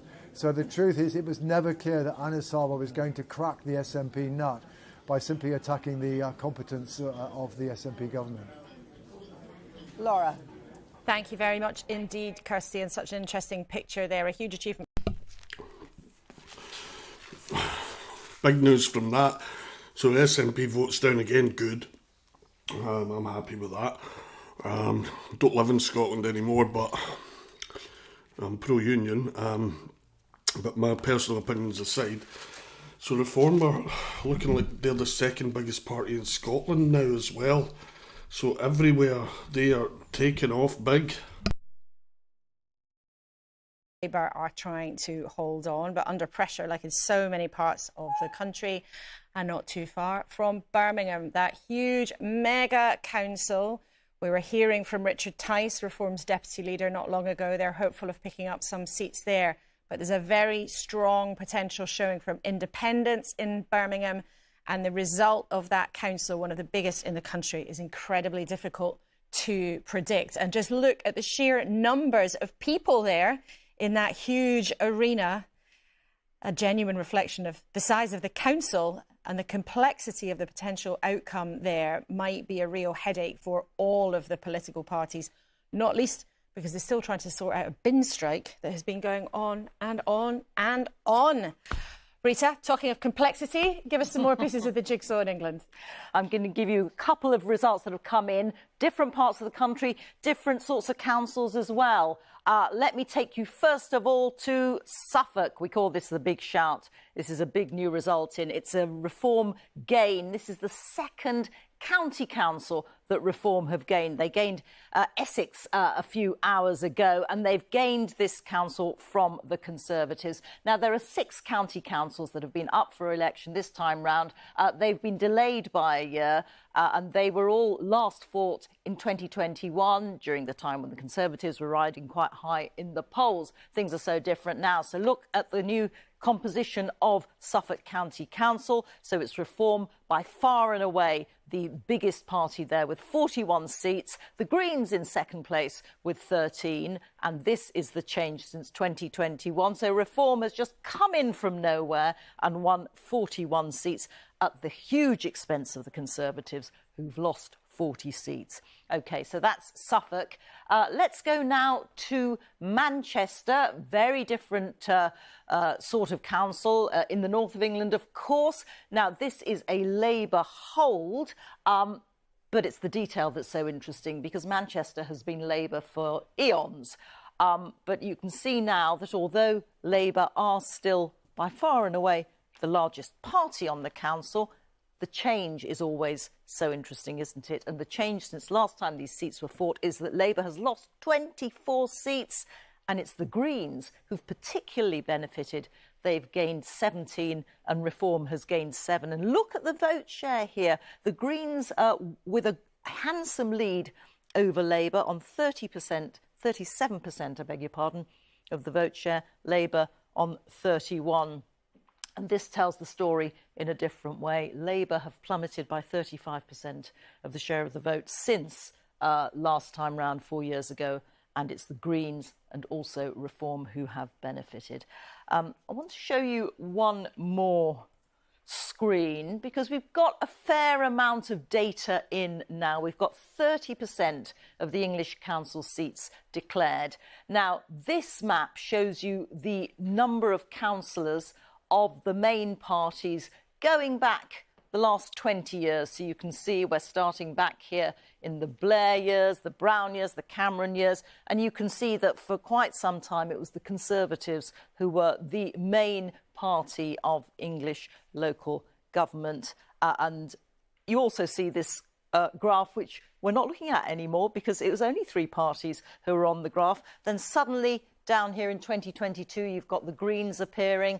And then I don't know if you can see the Reform line here just under the Greens, 2025, and you've got their share of the vote shooting up. Now, we are estimating that if the pattern of support continues in the same way as it has done up till now, that Labour will be in the region of losing around 1,400 or potentially 1,500 of their councillors. So a really bad night for Labour. The Conservatives, again, if these patterns continue, are looking at a loss of around 600 seats. The Lib Dems up 92. Reform, the big gainers on around 1,800 seats, and the Greens up on 200. So that is on the basis of about a third of all the seats declared. And as I have to stress, it depends on what the pattern of support is going to be. So we can't totally call it. But at the moment, if it continues in that vein, those are the sort of figures that we're looking at, Laura. Thanks, Rita. And still lots, but in particular, lots and lots of seats in London still to come, which, of course, has been a sort of Labour fortress. Although Labour people are watching right now might look, Vicky Young, at those graphs showing the Greens having the biggest share of the vote very clearly in Manchester, somewhere where Labour, you know, would really normally have thought that they would be miles ahead. Popular local leader with Andy Burnham. Where do you think the anxiety will be coming from for the Labour Party this afternoon? I mean, I think that's the point you're making. It's coming from all directions, isn't it? I mean, they're looking in some places and then they're seeing the Greens eating into that vote. And it might not be having the headline effect. You know, Labour could never lose Manchester because only a third of the seats are up for grabs. But if you're an MP in that area and you're seeing almost every seat going to the Greens, that's going to make you, think, isn't it? And then you're in a different part of the country and you can see that reform is encroaching on your vote. And, it is about what they decide to do about it. Do they decide that it's the policies that are the problem? That's what some people think. Do they think it is Keir Starmer that's the only problem? How do they go about reversing this, changing this? Who decides to act? Do they decide to act? What path are they going to take? And I think that is the great unknown. And until the Cabinet decide what they're going to do about it, it's hard to know. But, Keir Starmer has already said, I'm not going anywhere. I'm going to lead the party into the next general election. But looking at some of these figures, can they be written off as a protest vote? There'll be lots of Labour figures feeling that, they can't. They'll be looking at reform and saying, well, they're winning in lots and lots of different parts of the country. The Greens are also encroaching. We need to do something pretty drastic. We will see. Vicky, thanks for now. Well, we were expecting our first results here in Wales about half an hour ago from the Blaenau Gwent Caerphilly constituency, but we understand that has now gone to a recount and there were just 111 votes in it for the 6th seat in that constituency. You're seeing pictures there from Newport, the Casnawyth Isloen constituency there in south-east Wales. That's where Dan Thomas, former Tory councillor for Barnet for 20 years, is actually standing for reform now. And I mentioned a little earlier, multiple sources suggesting to us that the First Minister, Eluned Morgan, could be in trouble in her constituency of Ceredigion Penfro in West Wales. To discuss a little bit of this, Dr. Anwen Elias is with me, co-director of the Centre for Welsh Politics and Society. Just from what I've said over the last 30 seconds or so, that suggests it's going to be not just a blowout for Labour, completely appalling for Labour. We knew it wasn't going to be a good election for Labour, but the signs now coming through are that it might even be worse than had been expected. Eluned Morgan failing to get a seat would be a terrible result. The closeness of the result, it would seem, in Blaenau Gwent Caerphilly Rhymney, the recount there. So indications that this is really turning out to be a terrible election for Welsh Labour. Yeah, I mean, going back to the fact that this is a proportional system now, it's 6 seats available in each of the 16 super constituencies.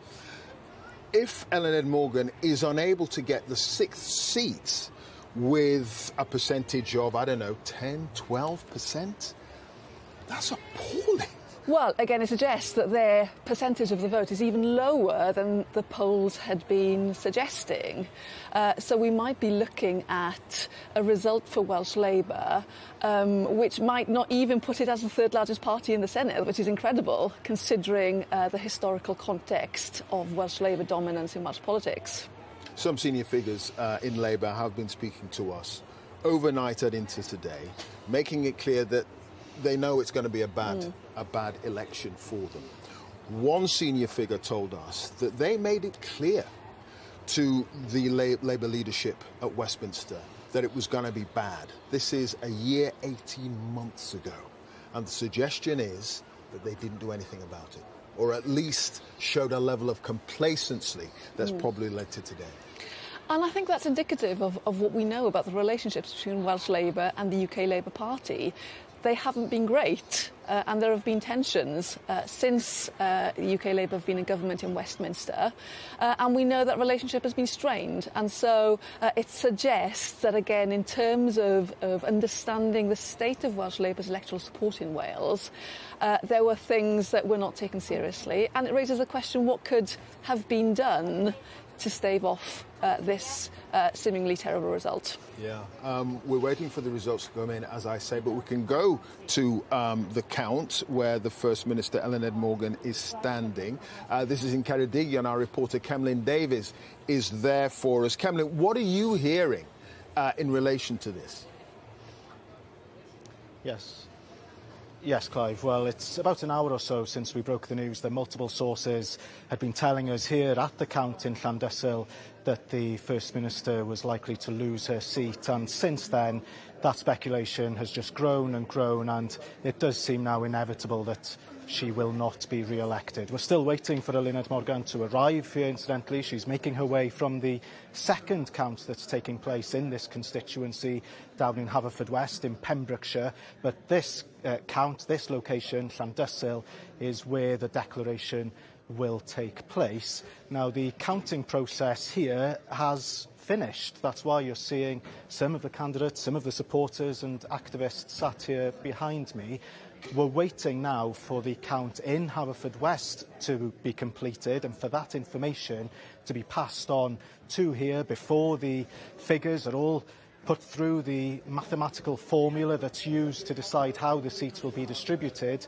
We're told that that could all begin to take place in about 45 minutes, and then, assuming that there's no challenge from any of the parties, well, we'll get the declaration, the actual confirmation soon after that. But as I say, the expectation now, certainly here, is that Eluned Morgan, the First Minister of Wales, will not be re-elected, Clive.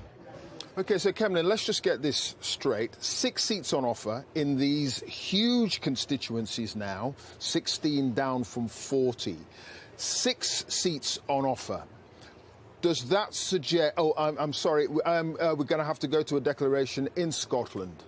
The total number of votes cast in the election is as follows. With an electorate of 61,536, total votes cast of 29,574, giving us a turnout of 48.06%.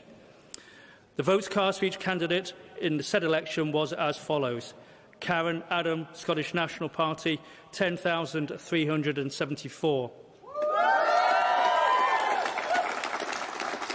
James Adams, Scottish Conservative and Unionist Party, 6,348.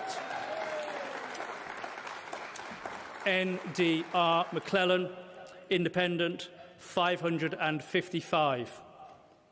Brooke Ritchie, Scottish Labour Party, 1,049. Conrad Strachan Ritchie, Reform UK, 10,010.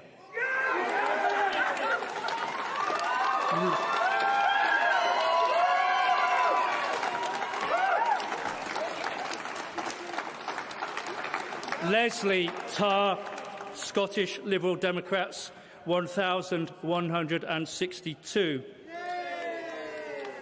In terms of rejected votes, 7 votes were rejected for voting for more than one candidate, 1 for writing on mark by which voter could be identified, none for a lack of official mark or unique This seat of Bamshire and Buchan Coast was the big target for Reform if they were going to return a constituency MP, and the SNP's Karen Adam has absolutely scraped home with a majority of 364 on a low turnout of 48%.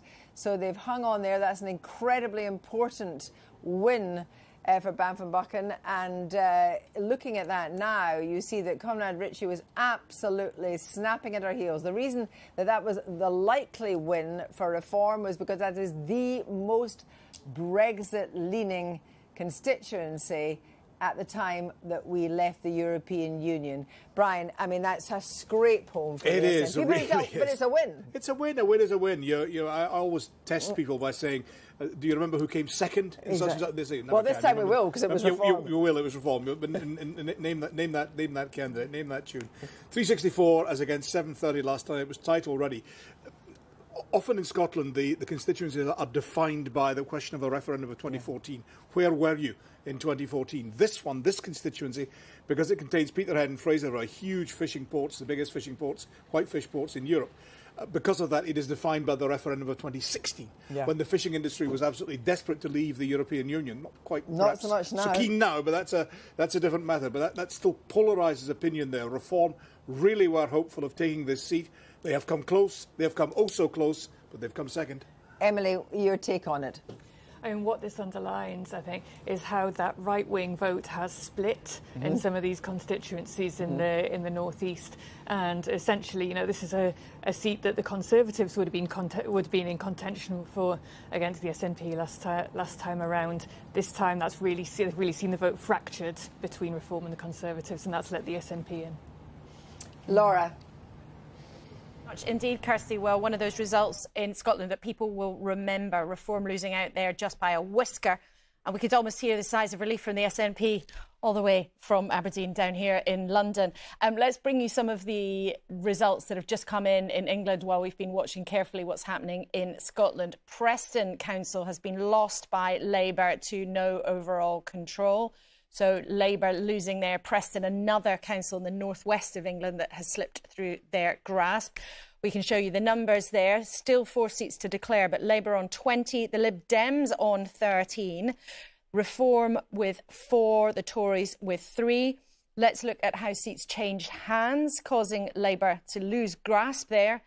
Labour lost 5 seats. The Lib Dems gained 2, Reform up 4.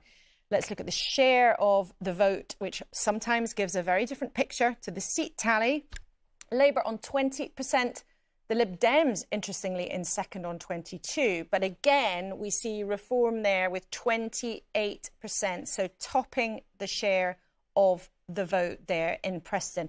Vicky, just a quick word for you. Again, we're seeing Reform topping the share of the vote in a part of the country that Labour would normally feel very secure in, although the Lib Dems have done well in that particular council in recent years. Yeah, they do have some presence in that area, don't they? But, I mean, this is, again, Reform doing well, against Labour in those kind of seats, people turning to them there, but also against the Conservatives. And that's the other story, isn't it? That the Conservatives are also doing quite badly, not as badly as Labour in places like this, but Reform are, taking from both in all parts of the country, and that is what allowing them to say we are truly the only national party across the whole of Great Britain, which some of the others would say they can't do. But as John Curtis has been saying, there is a correlation between that Brexit vote and where Reform, not surprisingly, Nigel Farage's party is still doing well. Well, talk about areas where Brexit was very, very popular and where Labour have now been falling back. Rita, Sunderland, the classic, of course, the first place to declare for leaving the EU. All those years this will be a big one. 2016, and now? Well, they're still counting, Laura, but actually the initial details are really interesting to look at. So Sunderland has been Labour for 50 years or so. They are usually very quick at counting, but they have got all their seats up, 75 seats. It's a big council, and 18 of those seats have been declared so far. And you can see that this is how it's looking at the moment, with Reform on 15 seats, the Lib Dems on 3, and Labour yet to get on the scoreboard. So this is the change since 2024. And, it's just a straight swipe, isn't it, by Reform from Labour. Reform on 15 seats, Labour down 15 seats. So absolutely one of their rock-solid traditional Labour councils, and they look like they're in trouble. There's a long way to go, of course, but, the initial impression is very striking. I want to show you something about the Labour vote. We've looked at the council results and split them up geographically. North and Midlands, south outside London, and London. And let's start over here North and Midlands, because we've just come from Sunderland. And look what's happened to the Labour vote here. It's down by 25%, so they're losing a quarter of all their support in these areas, in the North and Midlands, and that support is being taken by Reform, and the Greens are coming in as well, Conservatives and Lib Dems down too. Now, in the south, outside London, again, a strong Reform performance. But Labour, you'll see actually their support, although it's falling less. It's falling by 14%, matching here the Conservatives. And if I bring you round to London, once again, the Reform rise in the share of the vote it's a rise, but it's smaller. And Labour is losing support at a slower rate. It's just by 12%. So I think this is important to bear in mind because we've got a lot of Labour London results still to come. And whether that then changes the pattern of what we're seeing, it might well do. Well, we will see, but just in the last couple of minutes, a couple of Labour MPs expressing their real horror about what's going on, writing online. Nadia Whittome, who's an MP on the left of the party, who said that the Prime Minister should announce a timetable for his departure. Also, another MP on the left of the party, Afsana Begum, who's one of the East London MPs, says it's existential for the Labour Party. So the numbers of Labour MPs going public and calling for the Prime Minister to go are still small. We should be clear about that. All the results are not yet in. However, as the minutes tick by, those numbers are ticking up a little by little. Partly, in large part, that's because of how Reform have been doing around the country. In a second, we'll talk to Zia Youssef, who's joined us back here again in the Election 2026 studio. But let's just look at where Reform has been gaining. Suffolk Council is a gain for Reform from the Conservatives. Essex Council is a gain for Reform from the Conservatives. So is Havering on the outskirts of London. Newcastle under Lyme there too. And that takes our total state of the parties in terms of overall bums on seats. Reform on 614 gains so far. 612 gains. The Lib Dems have put on 31 with 391. And you can see there the Conservatives falling away, Labour really falling away too, and the Greens gaining a few. Zia Youssef, thank you for joining us again in the studio. This is piling up to be really quite something for Reform, isn't it? I think it's already clear this is going to be a historic set of election results in this country. And look, this has never happened before. It's historic because for a start-up insurgent party to be demolishing Labour in some of their heartlands, demolishing the Tories in some of their heartlands, that hasn't happened before. The two-party, we call it the uni party. It's a duopoly. They both dispute. We had a very vigorous debate in the early hours of the morning about that. I'm sure they would dispute it, but the fact of the matter is, look, the two old parties, their duopoly, and this is a fact, of about 100 years in politics in this country was broken last year, and that has compounded this year.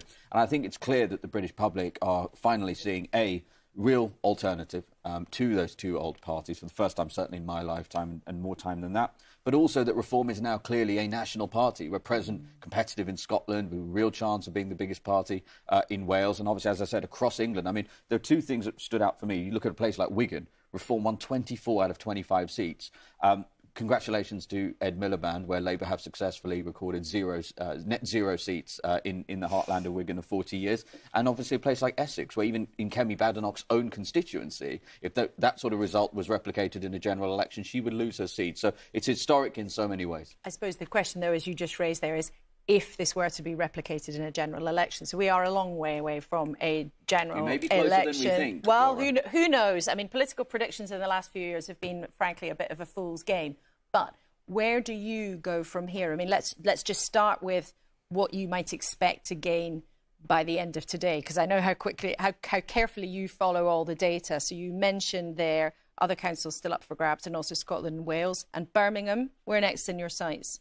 Well, look, I think we're going to do extremely well. Again, it's really clear we're going to do very well in Birmingham. I think we've got a chance of being the largest party. Look, one thing I'm always loath to do is to preempt results before they come out. I think an important part of democracy is you respect the counts and let those results come in. But if we look at the patterns that we have seen so far, we're certainly, I can tell you, outperforming our internal forecasts. So at the beginning of this campaign, Nigel Farage actually was pretty candid and said you were hoping for at least 1,000 seats. You are more than 600 up so far. So does 1,000 look like something you could achieve more than? I think, look, as Nigel said, I think coming into this campaign, I think if we were to win 1,000 seats, again, as a start-up insurgent party that's only been around a handful of years, that would be an outstanding result. You know, let's see what happens.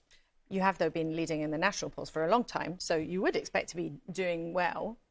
Yeah, I think so. And I think, again, we are exceeding our internal forecasts in terms of the results that have come out so far. Again, I want to add, I'm never going to be someone who tries to preempt what voters are going to do. We've still got a lot more results to come out, but we've also obviously got Scotland and Wales. And I think this is, again, a really important point. If you think about the evolution and history of British politics, it's historic. The result for Labour is going to be historic in so many ways. Where do we start? Obviously, they've controlled Wales for a century or so. And now we look at what's happening with the Tory party. We're going to cease to be a national political party for the first time in 100 years. I don't see a path back for those two parties. The final point I'll make is that, certainly in my lifetime in politics in this country, either the Tories or Labour would win a general election with in excess of 40% of the vote. I would be shocked if they managed to cobble together 40% between them in these elections. Well, we're certainly in a very different picture in 2026, although casting ahead to 2029 is tricky. We're just watching the pictures in Bury in northwest England and also in Newport, where there is potentially a declaration sometime soon. But just while we wait for the next results, I mean, Zia Youssef, you are cleaning up very effectively in terms of council seats. But where, in terms of taking town halls, do you expect to win more councils? I think we will. I think there are some more that we would take control of. Look, there are some slight anomalies. For example, Wigan, the only reason Reform, I think, didn't take control of that council is because not enough seats were up for us to do that. Look, where Reform where it's strongest, I think we've got a good chance of taking control of some more. And where that happens, I think that's going to be a great thing because, Reform will bring a common sense and practical approach. There are 63 councils where you could, though, take control. I mean, give us a proportion. How many more do you think you might take? 10, 12, 13, 14? The bad news is I'm not going to indulge in the speculation. The good news is you're not going to have to wait very long to see those results. OK. Zia Youssef, I mean, it is extraordinary, Vicky, how Reform seems to be cleaning up at the moment. Yeah, it is. I mean, I think, as you say, you've been ahead in the polls for some time, so in some ways it was predicted. Now, there are some of your maybe more churlish opponents who are saying you might be down slightly on share of the vote from last time round. We have churlish opponents. It's news to me. Well, they might be. They're not as happy as you are about the success. Does that worry you at all, that you've peaked in some way? No, well, look, well, I think a lot of that narrative that you'd heard from a lot of people who are hostile to us about Reform and peaked, I think that's already, you can reasonably say that's been decisively proven to be wrong. We shouldn't forget that London is a large component of the elections that are up this year. And much of that is still yet to come in. That is yet to come in. But I think the points that people were making there is trying to do a projection which would include London. Look, again, I think if you would look at the results that we're getting today, they are historic already. I think there's more to come. I'm still very confident in what Reform is going to achieve. And look, this isn't just my opinion. This is the British public, these are British voters. We shouldn't forget too, I'm not surprised to see the Tories demolished in a place like Essex where they tried to cancel elections. I think if a ruling party tries to collude with the official opposition to deny 4.5 million people the right to vote, I don't think... He's making some good points there and some politics, but a reality here is there's already a thing from people in the online that are voting Green. I'm voting for hope, not hate, and that sort of crap. So what are you saying that in the north, the 25% of the vote share that stopped voting Labour and started voting Reform, they've been hateful all those years. All these years, those Labour voters have been hateful all that time. Get a grip. It's people. That's the reality. Let's hear this result then. Yr oedd fi, Beverly Owen, swyddog canlyniadau ar gyfer etholaeth Casnewydd Islwyn yn datgan bod This is Wales, this will be interesting. Ar gyfer pob plaid wleidyddol ac ymgeisydd unigol fel y ganlyn. Caedwadur Cymraeg, Welsh Conservatives. 8,847. Oh, this is an ordeal. 8,847. Green Party, Plaid Werth. 5,898. 5,898. Heritage Party, Pro-Freedom, Pro-Family, Pro-Life. 349. Heritage Party, Pro-Freedom, Pro-Family, Pro-Life, 349. Open Party, Plaid Agored, 435. 435. Plaid Cymru, the Party of Wales, 23,069. 23,069. Reform UK Wales, 25,571. 25,571. Oh, big win. Big win. Welsh Labour, Llafur Cymru, Oh, this will be interesting. Let's hear their number. 0. 10,622. 10,622. 10,000. That Welsh has Liberal collapsed. Democrats, Democratiaid, Rhyddfrydol Cymru, 2,683. 2,683. Clayton Taran, 224. and the total number of valid votes cast across Casnewydd Islwyn was 77,698. So the first result from Wales in these national elections shows Reform coming out on top. 25,571 votes. Plaid Cymru second, 23,069, but Labour beaten into third place. This is a seat that they comfortably won in 2021 with 42% share of the vote. They are now third in this seat, the Conservatives behind them there.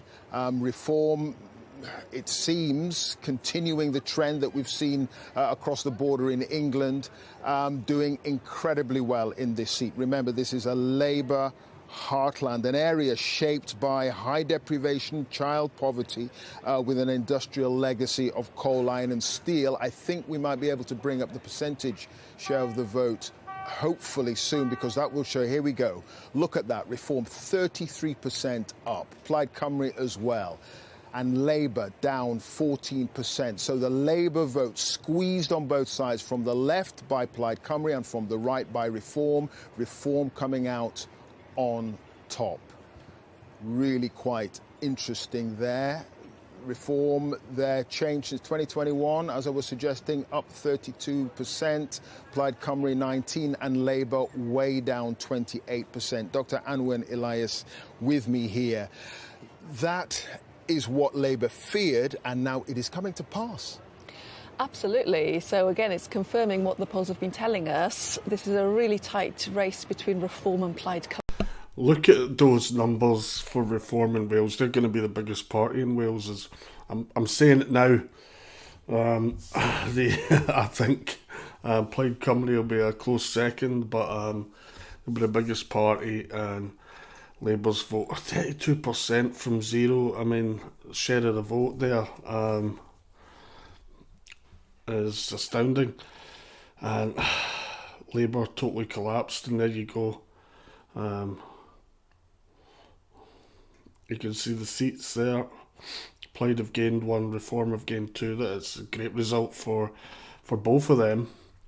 But Reform, it's unprecedented. That's the reality of this.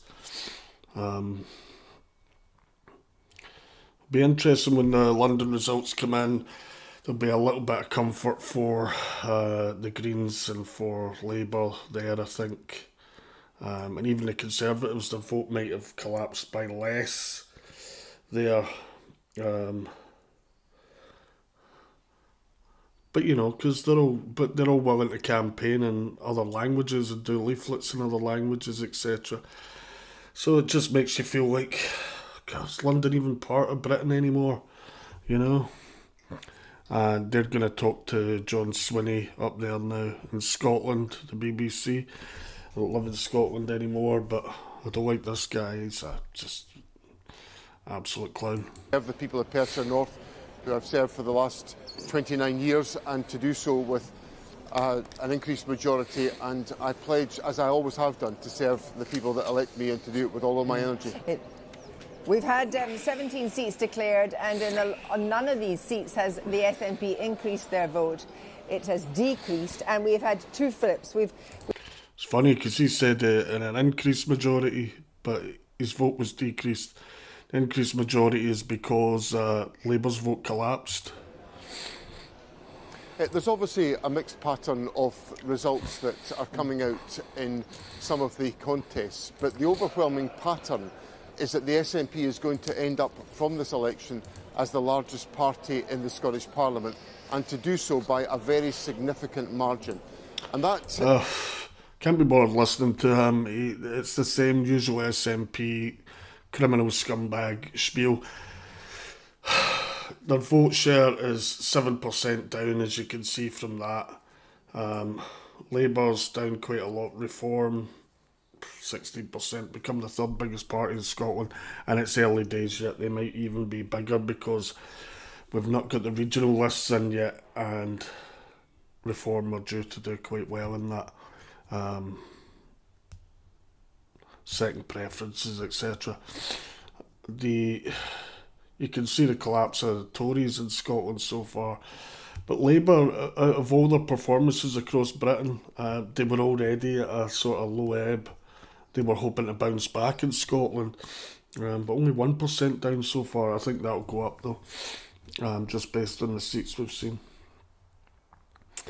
But Labour in Scotland, being originally from Scotland, I can tell you, for Labour to only have 19% of the vote in Scotland, when it used to be a stalwart country for Labour, is a shocking thing to see, and that's a development of the last 10, 12 years. That's what they've become. That leader they've got, Anwar, his father, rabbiting on about, making anti-Semitic remarks and all of that carry on.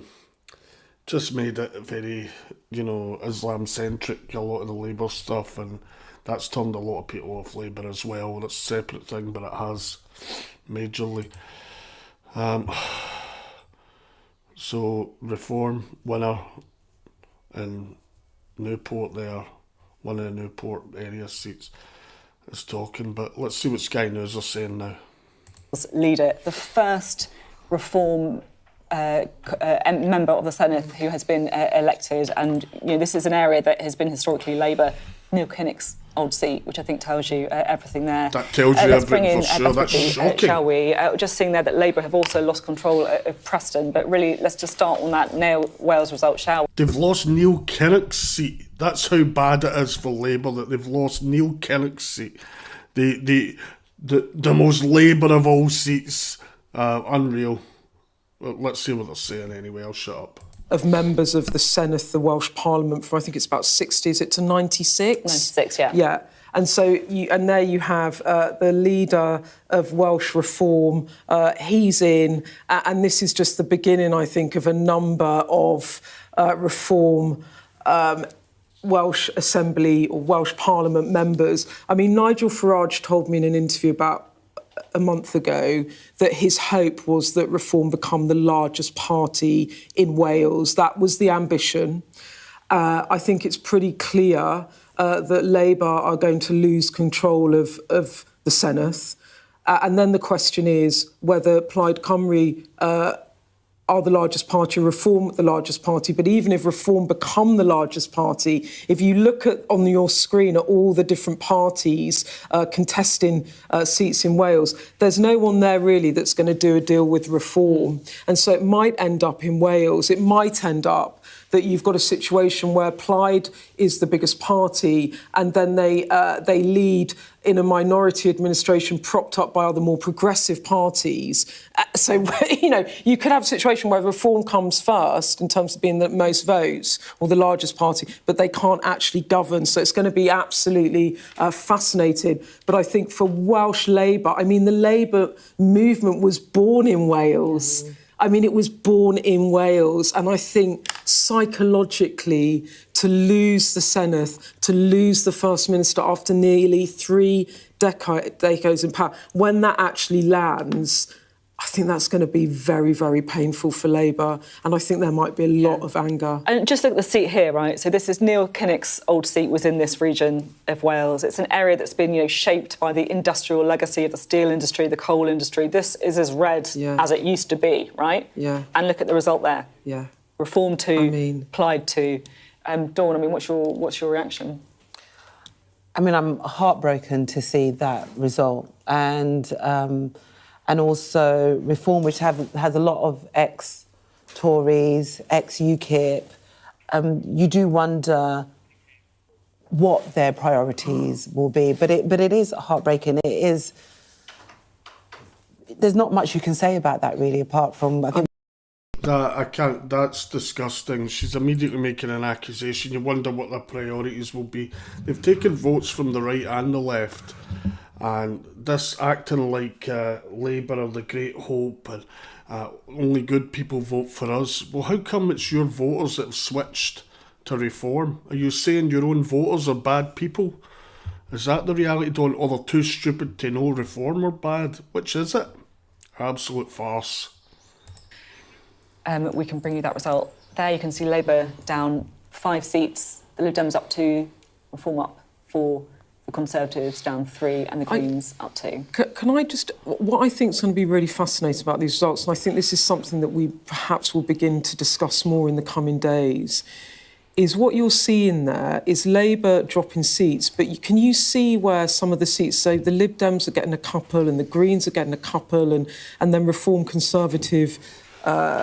Reform gaining 4. And I think there's going to be a real question and discussion about whether or not, as this Reform surge takes England, whether or not progressive parties closer to a general election actually begin to club together to try and stop Reform. And we did some work on whether or not in the battle for the right would the Conservatives and Reform team up in order to basically form the next government if Reform can't do it on its own.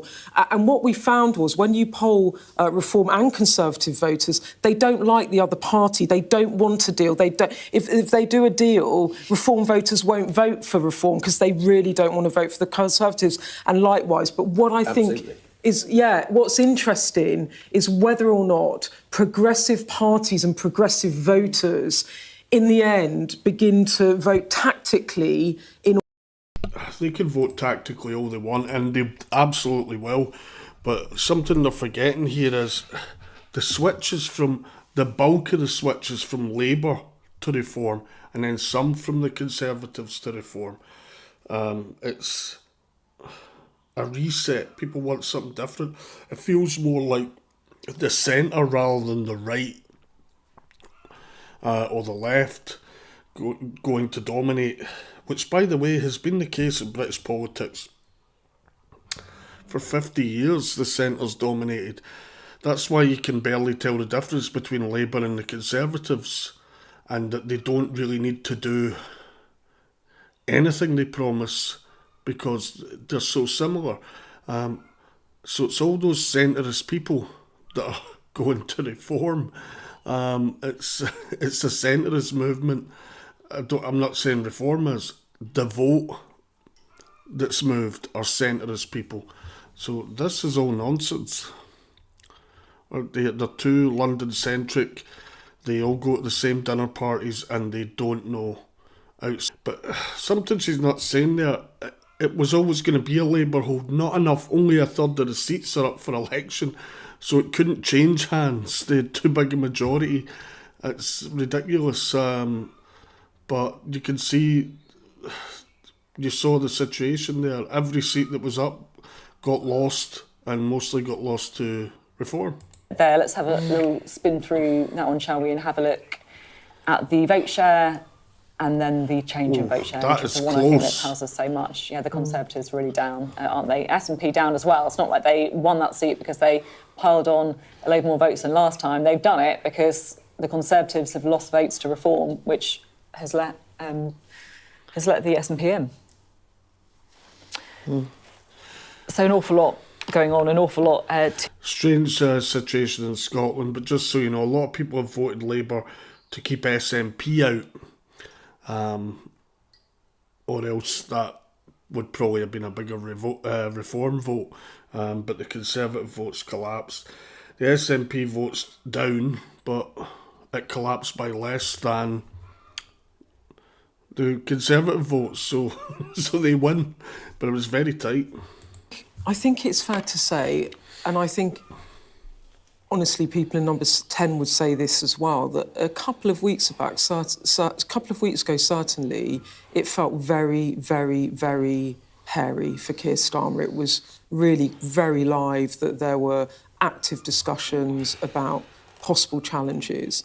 I think in the past week or so it has calmed down a little bit, and I think actually, and I know, Dawn, I'm not going to press you on it. I'm not going to. I actually couldn't get you to say something you didn't want to anyway. So, but I mean, look, what we're seeing is Dawn's here today. John McDonnell's been in earlier, and you know, Lucy Powell. I did an interview with her earlier in the week. And what you're hearing is a lot of Labour Party members, MPs on the soft left of the party are acknowledging that there is a leadership issue. McDonald and Don here, calling them the soft left, that's ridiculous. They're fucking hard left, they really are. And they're unlikely to want Keir Starmer out. They would be dragged kicking and screaming as well. And let me tell you why. Because there'd be a clamour for a general election and a lot of them would lose their seats. So, turkeys don't vote for Christmas. That's the situation here. So they'll try and spin this any way they can to cling on to power. But let me tell you this thing as well of Reformer peaking out at 28%. Labour have won a massive parliamentary majority in the last general election. They only won 35% of the vote. That's our system. So 28 isn't a hop, skip and a jump to that. So they're playing it down, but they are terrified that politics has changed and they might not be able to get it back with all of their BS, with the, you know, pre-written speeches and all the crap that goes with that, you know, and delivering the rhetoric the right way rather than speaking off the cuff. Like I'm doing now, I'm speaking off the cuff. That's what we need politicians to do, so we get to know the reality of what they're going to do. There's no settlement on who might be a replacement. Would it improve things? And the timing or manner with which that should happen. And that's where the Labour Party is at the moment. Yeah. I mean, Keir's going to give a speech on Monday, and I think it's going to be important to see what is contained in that speech. It can't be all the old sort of platitudes. It's got to be really bold. We've got to talk about policies. We have to bring people in to the tent. People have experienced, that were in government before, not just sort of newbies and friends and this factionalism. So I do want to see what he says on Monday, and I think it's good to have that opportunity. What policies do you want, Dawn? What do you want to hear? Because he's going to say, I need to change, or I need to deliver change further and faster. But I've heard him say that dozens of times. So what do you actually want meat on the bones in terms of policy? What do you want to see? I want to see more progressive policy. So the stuff that we're doing around bringing in rail into ownership, public ownership, that's really important because that would bring the bills down. The stuff that we're doing around green energy, that's really important that Ed Miliband's doing. That will bring people's bill down, make us more sustainable as a country. So we're not just relying on gas and oil. There's loads of things that we can be doing. How we reform our high streets. You know, I want to aim to permit so that we can stop gambling establishments. That's one of my policies. And making sure that we protect people in the NHS by protecting the nurses' titles. I mean, not that I've thought about this, but I have got a long list of things that I'd like to see a Labour government. We don't get to govern very often. And when we do, it's got to be something that people feel, you know, in their everyday lives. Keir Starmer's sort of had a few events, hasn't he? He's had MPs into Downing Street. He's invited MPs down to Chequers. I even heard he was in the tea room the other day. Have you been invited to one of his events. And when you talk to him directly, do you think he gets it, and is he listening and hearing his MPs? So I'm chair of the London Parliamentary Labour Party, and so we now have regular meetings with Number 10 and Is Kit. that I mean, new? it is new, very new, Okay. and it has changed since. And that tells you everything. That's who's got his ear. And if you've heard some of the stuff she's said in the past, it is shocking. But she's always brought on the TV channels because she goes to the same dinner parties as all of these mainstream media people that, the legacy media people that all live in London, and they all go to the same parties, and they've been very complimentary over here. And oh yes, that's right. It's total nonsense. We'll switch back over here, see what Laura Kuenssberg's saying. No one party has enough seats there to form an administration on their own. Just another result coming in for you in England. Kwasi Kwarteng, it's also not a brilliant night. The Conservatives going backwards again. In some places, but I think... In a lot of places. Yeah, but you've got to look at where we were when Kemi Badenoch became leader. And lots of people were saying, actually, this is an existential crisis for the Conservative Party.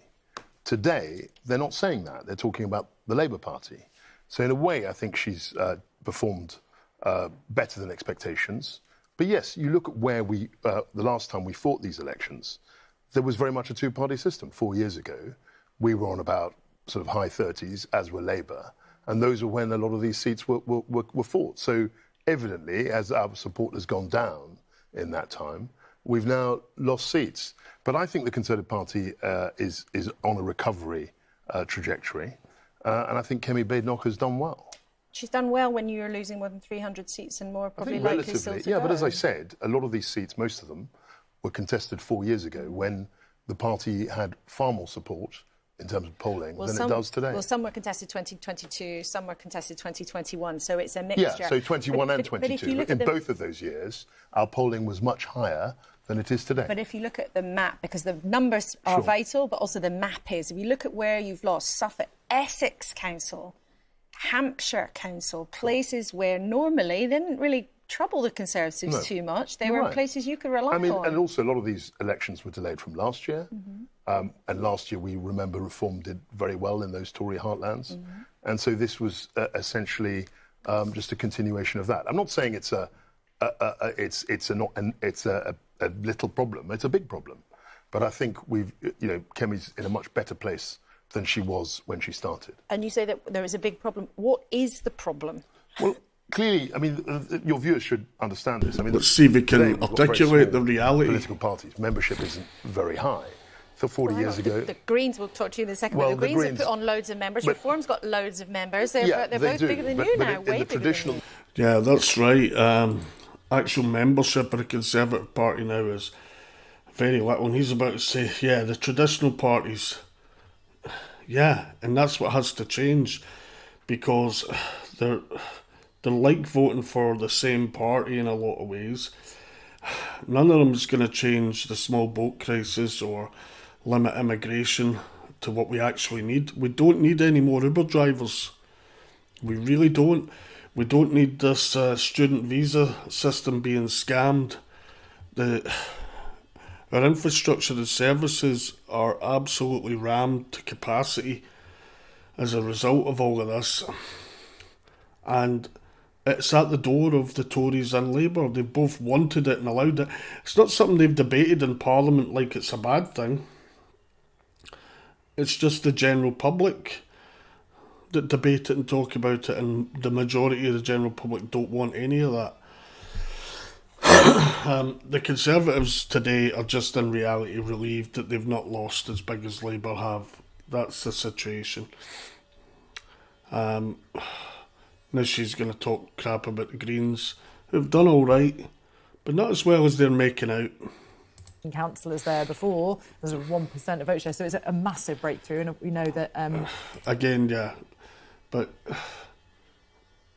this is in pockets, and especially, again, in London areas, between some middle-class people, uber-liberal ones, not the majority of middle classes, They're not voting Green. They're paying taxes and they're not liking Green.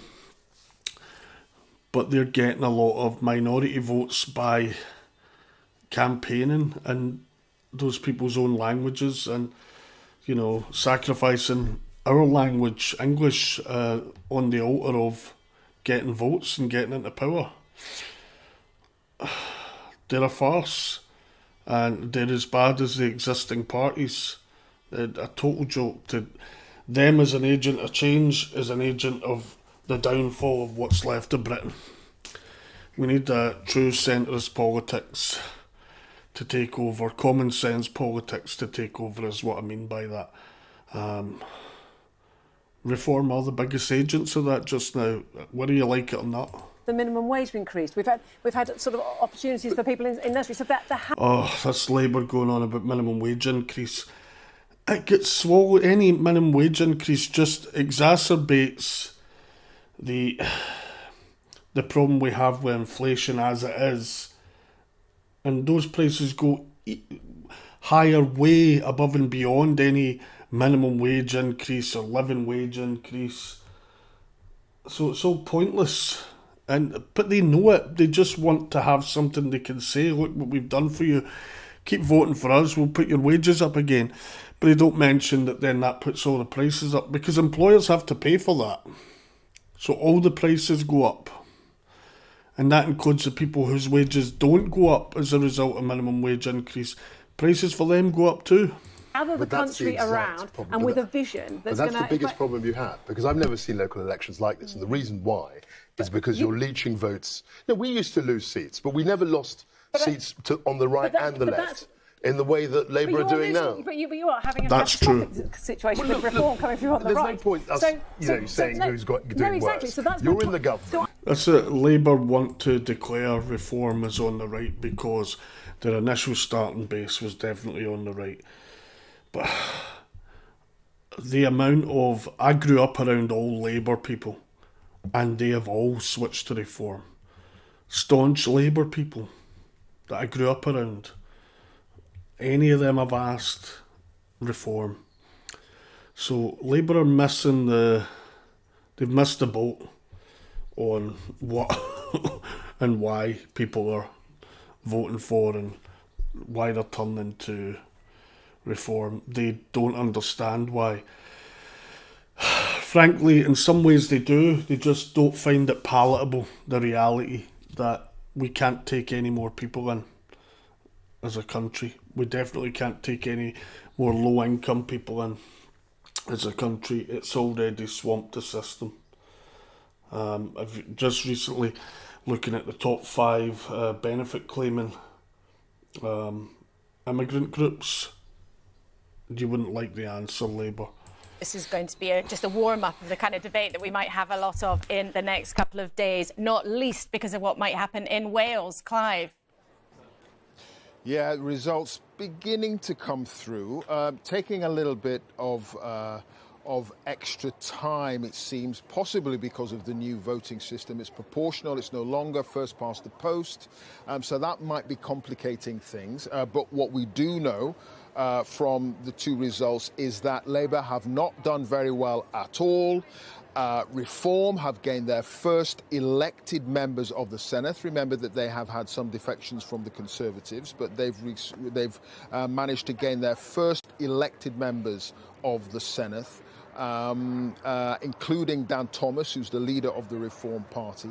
And Labour, it is not looking good at all. Plaid Cymru are the other side of the coin who have been squeezing the Labour vote. And as you can see there, they've managed to get 4 seats. Reform have 4, the Conservatives 2, and Labour on 2 as well. It is early days. We're still waiting for another, 14 constituencies to come through. But let's get more from Daniel Davis. Thanks, Clive. If Labour is braced for a difficult day, that certainly seems to be the picture emerging from the first couple of results in the last half hour or so. They began with Casnewydd, Islwyn. In the south, this is a constituency that includes Wales's second city, Newport. You can see that Reform topped the poll in these new proportional in this new proportional system, there are 6 members for every constituency. Reform has won 2 of those seats. Plaid Cymru 2, 1 for Labour and 1 for the Conservatives. Now, if Reform was going to win anywhere, they would have hoped it would be here, because their lead candidate, as you said, is Dan Thomas, their leader in Wales. In his speech, the declaration, he said that people in Casnewydd Islwyn had shown overwhelming faith in Reform. Well, I'm going to show you the share of the result. I don't think it is an overwhelming result for Reform. You can see that Plaid Cymru are not that far behind.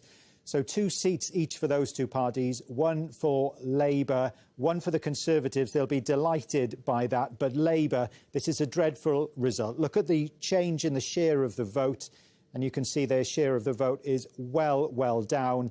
In a part of the world that is one of their heartland seats, or it ought to be, Islwyn is the former constituency of Neil Kinnock. And there was a similar picture in the second seat to declare, Bro Morgannwg, Pen-y-bont Bro Morgannwg. Again, 2 for Reform, 2 for Plaid Cymru. If we can bring the results up, you'll see that it's Plaid Cymru that have topped the poll here. Then Reform, as I say, 2 seats for them each. Again, 1 for the Conservatives and 1 for Labour. And the share of the vote will show you that how close it was at the top.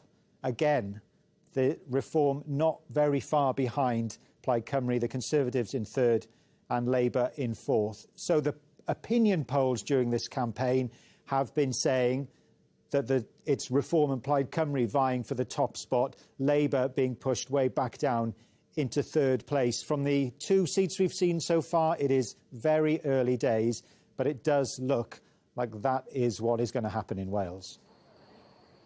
Yeah, the polls being borne out by the polls that actually do matter. Daniel Davis reporting for us there. Dr. Anwen Elias, the Labour figures, looking at those polls going into this election, knew it was going to be bad. And that was the indication that they gave us overnight, that they would probably lose control of the Senate here. Could anyone have predicted that it would be this bad? It was difficult because of the new electoral system to know exactly where those votes would go. And in particular, the determination of those 5th and 6th seats we knew would be close. And we knew that if that didn't go Labour's way, then the losses could be even worse than we had imagined. And so we're seeing the effect of that electoral system playing out, it would seem, in the results that we've got so far. So clear strength of Reform and Plaid Cymru, and Labour really struggling to retain any of its vote in these core Labour heartlands. But it's interesting, isn't it? Because, you know, big, powerful parties don't tend to want proportional representation. They don't want to open stuff up, and we see that on a UK-wide level in terms of the Westminster vote in national general elections. So why is it that Labour signed on to this? So Welsh Labour have always been in favour of proportional electoral system. And with the new powers to the Senedd, they were able to do that. When they passed this system, one thing we know about this new proportional system is that it rewards large parties, which at the time when Labour passed this legislation, it was a large party. I don't think it had foreseen being in a position that wouldn't allow it to benefit from this electoral system. There was opposition, wasn't there? It didn't sail through, did it? It didn't sail through. Plaid Cymru would have preferred a different kind of proportional system. In the end, it was a deal that was made within Welsh Labour. There was disagreement within Welsh Labour itself. People within Welsh Labour not supportive of a proportional system. So the use of the closed list system and the Dehont way of attributing votes was a deal that was made within Welsh Labour. And now they are feeling the consequences of no longer being a large party and being punished by a proportional electoral system, which makes it really difficult for smaller parties that doesn't cross this threshold of around about 12-13% of the vote to get seats. But what about the increase in the number of MSs in the... The reality is Labour didn't for a second foresee that Reform would, you know, usurp them in Wales, supplant them, I suppose, in Wales.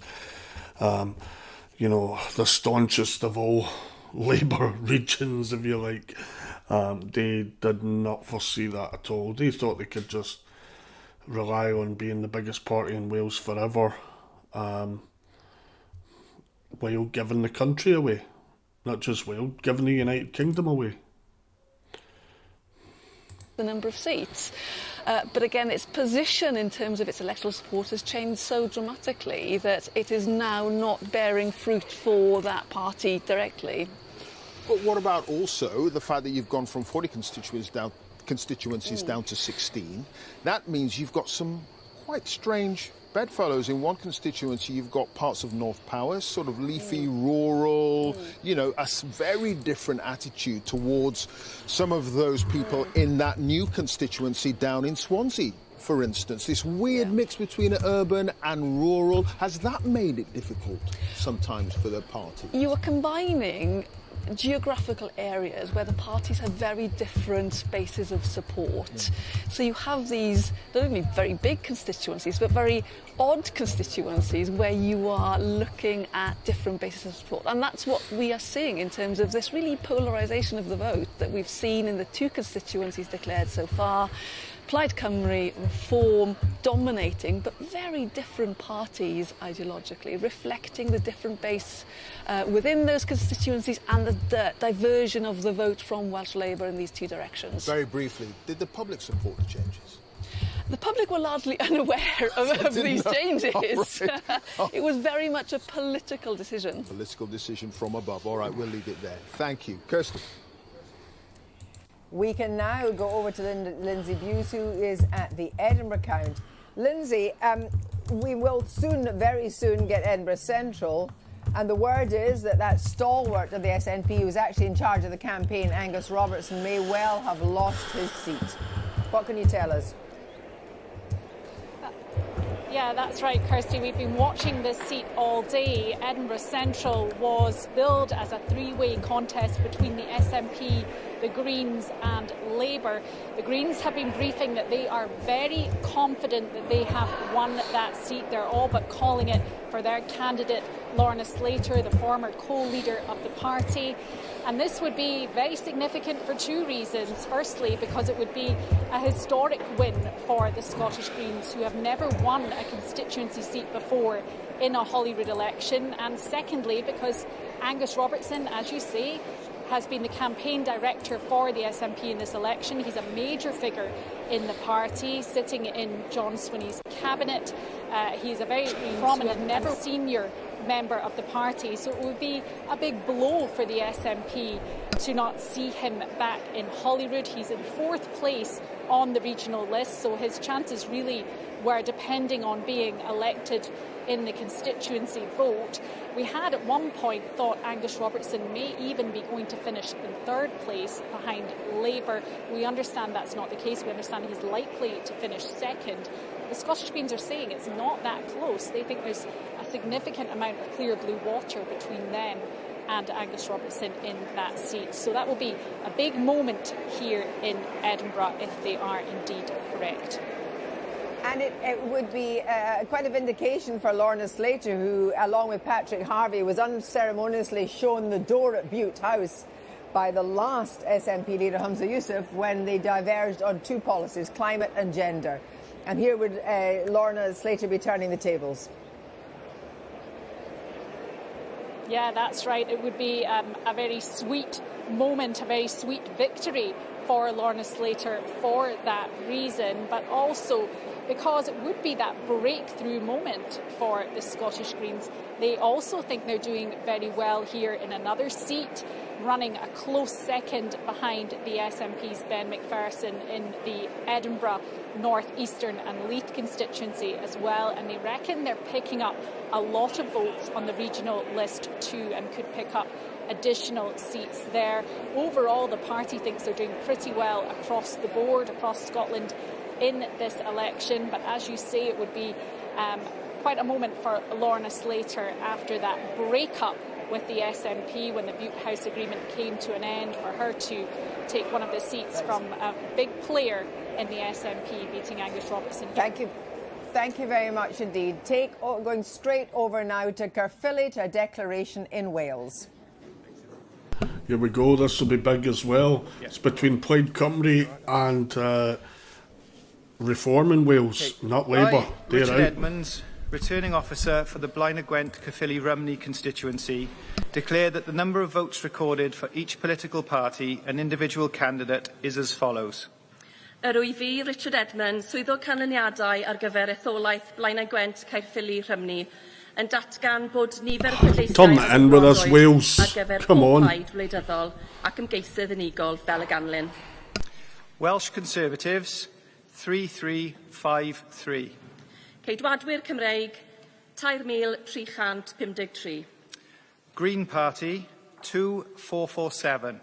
Plaid Werdd, 2,447. The Greens are Heritage nowhere Party, in Wales. Free Speech and Liberty, Absolutely nowhere in Wales. 262. Heritage Party, Free Speech and Liberty, 262. Open Party, 102. Plaid Agored, 102. Plaid Cymru, Party of Wales, 29314. Plaid Cymru, 29,314. Reform UK Wales, 23955. Reform UK Wales, 23,955. So here's Caerphilly, Welsh it's Labour, the other way around 7739. this time. Plaid Cymru Llafur top, Cymru, Reform on 7,739. second. The last seat it was opposite. Welsh Liberal Democrats, 1284. And the Labour vote again has collapsed in Caerphilly. 1,284. Brace Jordan, 931. Brace Jordan, 931. Watley Mike 374. Watley Mike 374. Wright Steve 71. Wright Steve 71. And the total number of valid votes cast across Blaenau Gwent, Caerphilly, Rhymney was 69832. Cyfanswm nifer y pleidleisiau a fwriwyd ar draws Blaenau Gwent, Caerphilly, So, Rhymney. Plaid Cymru coming out on top in that vote. Blaenau Gwent, Caerphilly. Of course, it includes Caerphilly, where Plaid won that by-election back in October last year, way ahead there of Labour. 29,314. Reform coming in second, 23,955. Labour not making five figures, 7,739. And the Conservatives coming in there again. Let's just see the shift in the share there. Plaid Cymru up 42%. Labour on 11%. They're not up 42%, this guy. 34%. That's the vote share. Let's see the swing. The story of this election, really, for Labour, squeezed by Reform and There you Plaid have it. Cymru from the left and to the right. Plaid Cymru there up 19%, Reform up a whopping 33%. Down to 83, and up to Labour down a 83. They're corresponding taking the Labour vote. 33%. Remember, this And some was from a the seat Tories where we between had a recount, and that potentially was for one of those last of the 6 seats, and it was Labour that called for the recount. So that showed how much trouble they were in. It was a difference of about 111 votes, apparently. Labour called the recount, but Plaid Cymru are the ones that have come out on top. I think we can now go to Dan Thomas, leader of Reform in Wales. Danny there, hello to you. Hello, yes, hello there. You a happy man? Yes, of course. I've just been elected in Newport-on-Island, so I'm very happy. But we're still waiting to hear all the results across Wales. I mean, you are one of the first few Reform candidates to become a member of the Senedd here, elected. You have had defections, but that must be incredibly satisfying, given that you were a Tory councillor for Barnet for 20-odd years. Well, that's in my past, and I've just led the Reform Wales campaign in Wales, and it's a huge privilege to be elected here. And yeah, I think we were the first constituency to declare. So yes, I was the first Senedd member for Reform to be declared. It's a huge honour, and there'll be many more other Reform Senedd members being declared for the rest of the afternoon. I think now the results are coming through pretty thick and fast, but it's still a little bit too early to determine exactly where we are with the state of play across the parties. But, you know, it's looking fairly good. I mean, Gawain Towler, who we've been speaking to a little bit earlier, senior figure in the party that obviously you know well, he suggested that if Reform did manage to become the majority party but didn't get an overall majority, that you wouldn't push to run a minority administration. Is that your thinking? Would that be your belief?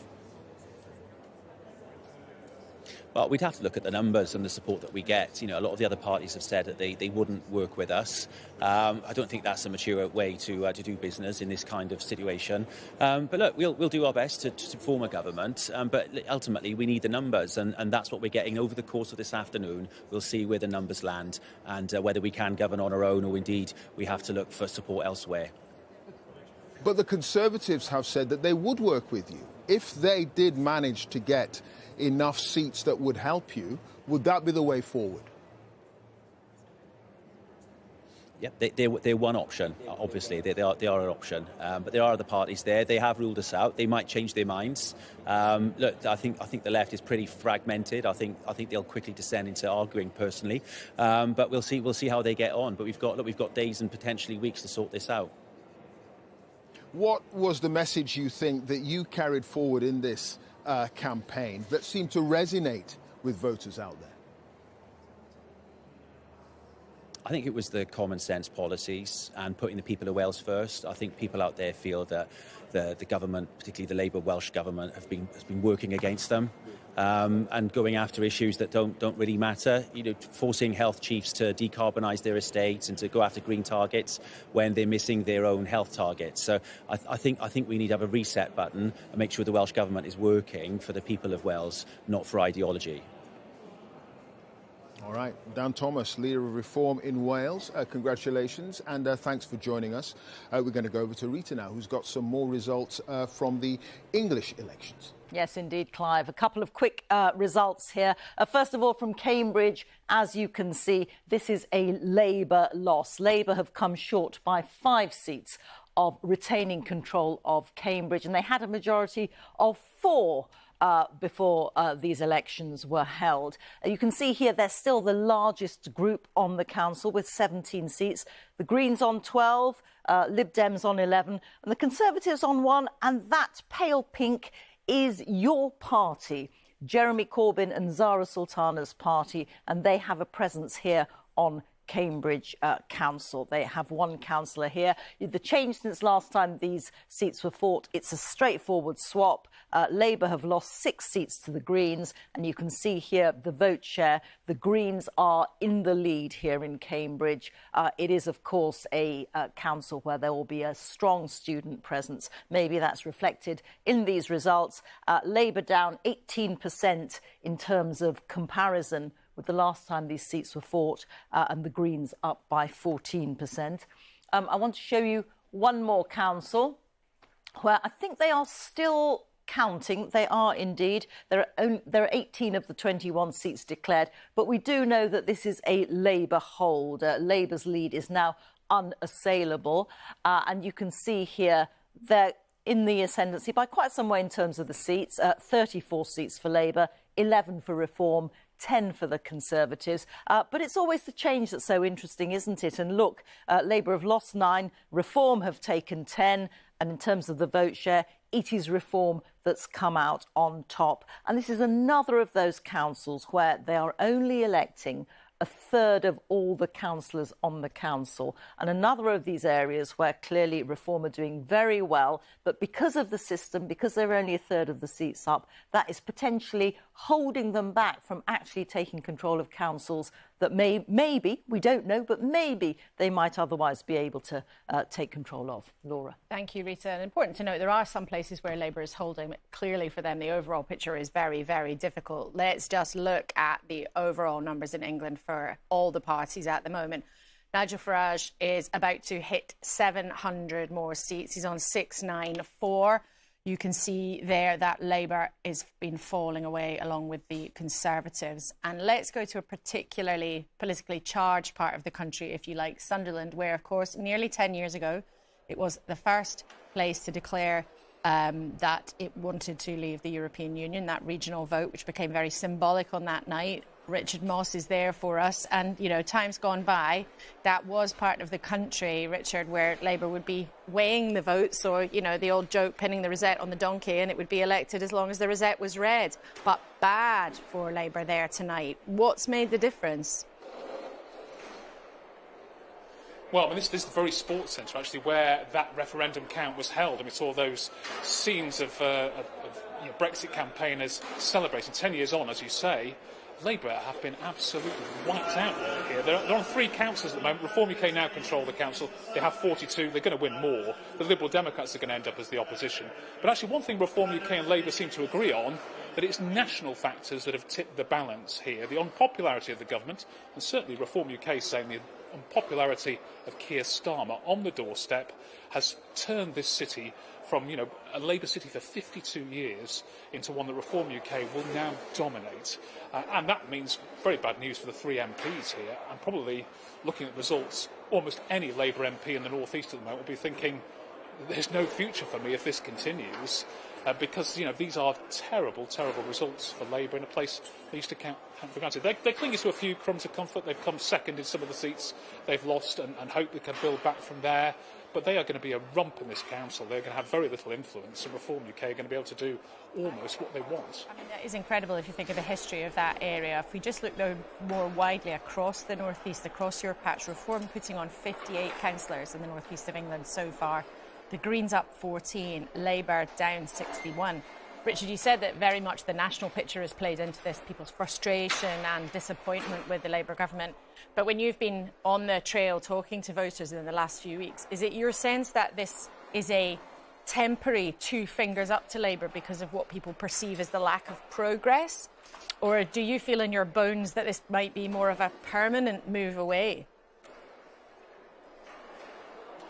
I think there are short-term factors, like the unpopularity of the government, but there are also long-term ones. Labour, you know, has had this.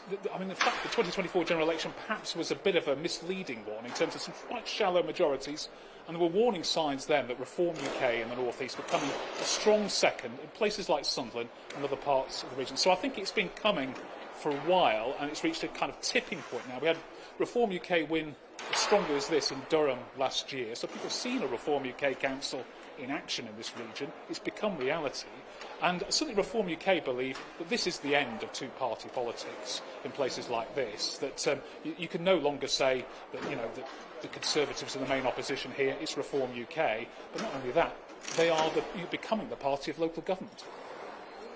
Nothing is forever. Richard, thank you very much indeed for joining us. In another part of the North East, Labour's held on in North Tyneside. But let's talk about a different party. You can see the snappers there lining up to take a picture of none other than Sir Ed Davey, grinning away. He loves nothing more than a stunt. And today, Vicky Young, still with me in the studio here, he's got a decent reason to be grinning. The Lib Dems have still got some target seats that haven't yet come in. But so far, have they, well, has he got a reason to be looking like a Cheshire Cat, or does he just love the attention? I mean, look, he loves doing all this. And that, you know, he really does. Some in his party think it's great. Others are saying that, you know, he needs to do something slightly different, take a different approach. I mean, the Lib Dems have traditionally done well at local elections. It's always been that there's an area, they build up support, they sometimes get the council, they might win the council. Richmond in southwest London being one of them. Today, they've won every single seat on the council. It's we were joking in the middle of the night. It's like a one-party state. Yeah. But, you know, that's the sort of area. And then in the last general election, of course, they won a lot of MPs. They won more seats than they might have expected. So now it's about where do they go from there. So they are still looking to make gains. They will make gains. And I guess it's about how they progress from there. They're looking at places like Surrey, for example, where they are hoping to make gains there. And there are new councils there, aren't there? So just to understand that. They still think there is room for them to progress. And I suppose it's about what do they do after that? How do they use their influence? You know, there's been some criticism from some of the party about, we've got more than 70 MPs. Why aren't we making more of a dent, making more of an impression? Now, Ed Davey would say that they had a very critical position on Donald Trump, for example, the US president, and that they made a lot of headlines through that. They would say that they were more critical before Keir Starmer was doing that. So they do think they've still got room. But, it's a crowded field. That's what we've been talking about a lot today, haven't we? About five-party politics in England, and it's harder to get your voice heard, but they certainly look like, they're still holding up in the areas that they've been traditionally strong in. But one Lib Dem strategist said to me recently, look, you have to understand, we play a different game. We look at things in a very local lens. We're not trying to play things nationally. Are they saying that to try and spin themselves out of the fact they're maybe not making enough progress? Yeah. Or is that genuine? Yeah, no, it's true, but I think it's slightly gone the other way around, hasn't it? Because they've got this huge number of MPs. They are, they are the third party, aren't they, in Westminster? So, but it's, what do you do with that? And what is their strategy? Now, they will show progress. I think that's what they're talking about, isn't it? The 8th year in a row of making progress and holding the council they've got. So they would also say that, they're not going backwards too much. I think they did lose Hull, I think it was. They did. They did. But gained Stockport. Just as we're chatting, we can see there's still plenty of action to come there. The live pictures there in Cardiff and Grangemouth in Scotland, where there are counts underway. And of course, we'll zip over to them when there are results. But just to stick on the Lib Dems for a second, we can show you all the places where they held on: Wokingham, Winchester, St Albans, South Cambridgeshire. It's sort of a list of nice, leafy, not completely all affluent, but, pretty nice parts of the south of England. And it's possible, is it not, with a fair wind, that they might actually end up being the party with the biggest number of councillors in England, which, in a funny way, given in Westminster, I think it's fair to say they haven't been making as much impact as they like.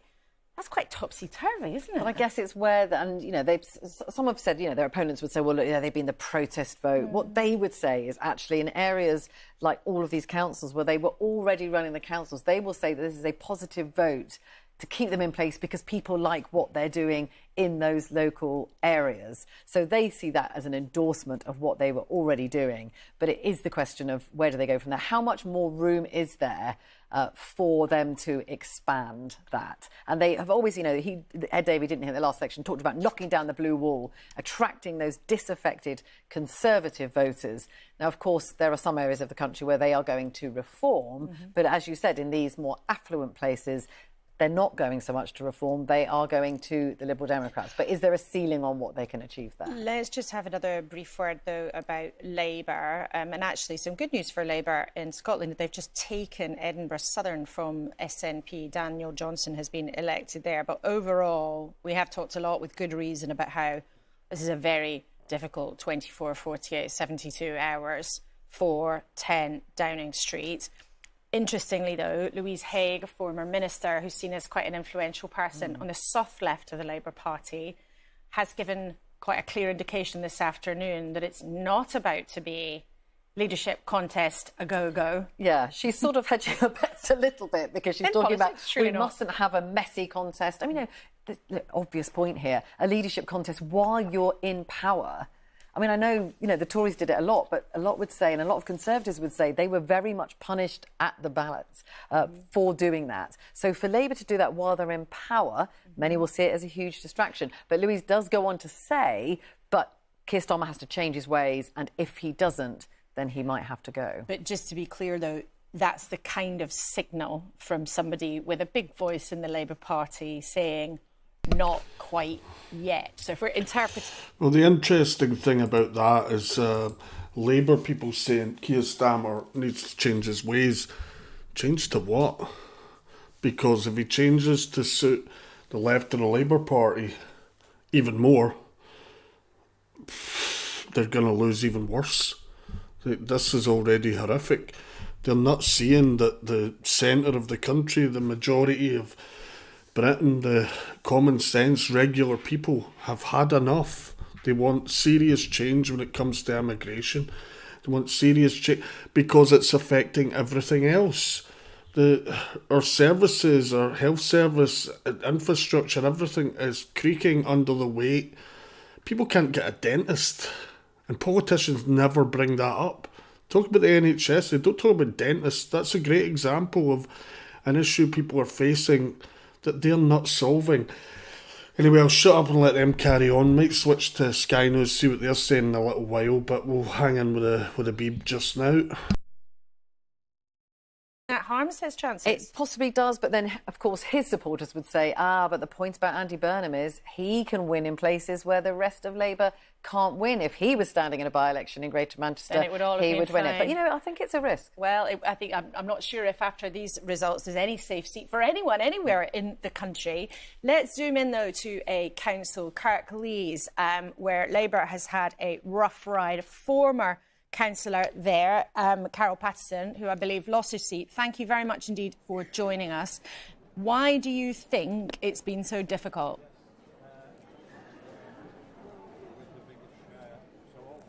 Sorry, could you repeat that? Sorry. Certainly. Why do you think the results are so difficult for Labour in Kirklees? Well, we've really been squeezed here in Kirklees, I think, the Labour Party. Between the Greens on the one hand and Reform on the other. And why do you think that's happened, Carol? We've been in power in Kirklees for... Sorry. Yeah, thank you for contending with the line. I don't know, is she drunk or something, or they're having issues with a line? Let's check out Sky News just now. Across England, in particular, about the changing nature of the party system. I mentioned that we were going to try and give you this sense of, you know, to what extent it's been, you know, a good election, bad election, terrible election or otherwise for these different parties. And this is, you know, it is just a kind of, to some extent, a straw in the wind thing.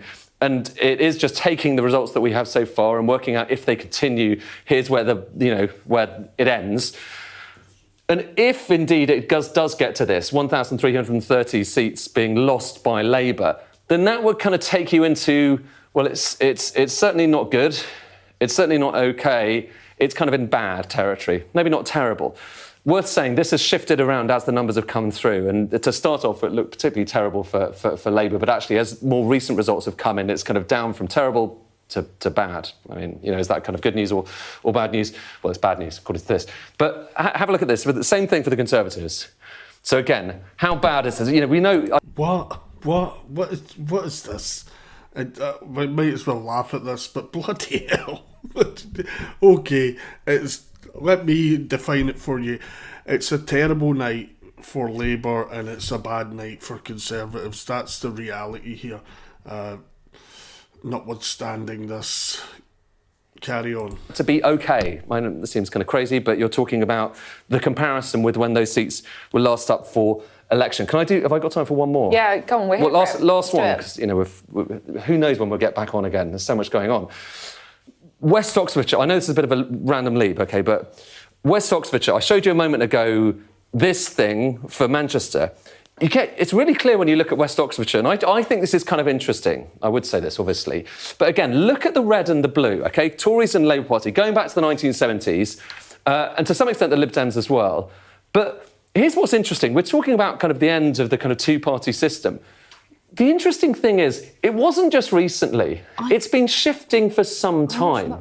That the Tories and the Labour Party have been kind of grinding down and down. In somewhere like West Oxfordshire, which, you know, historically is a kind of stronghold for places, for parties like the kind of two parties, but particularly the Lib Dems recently.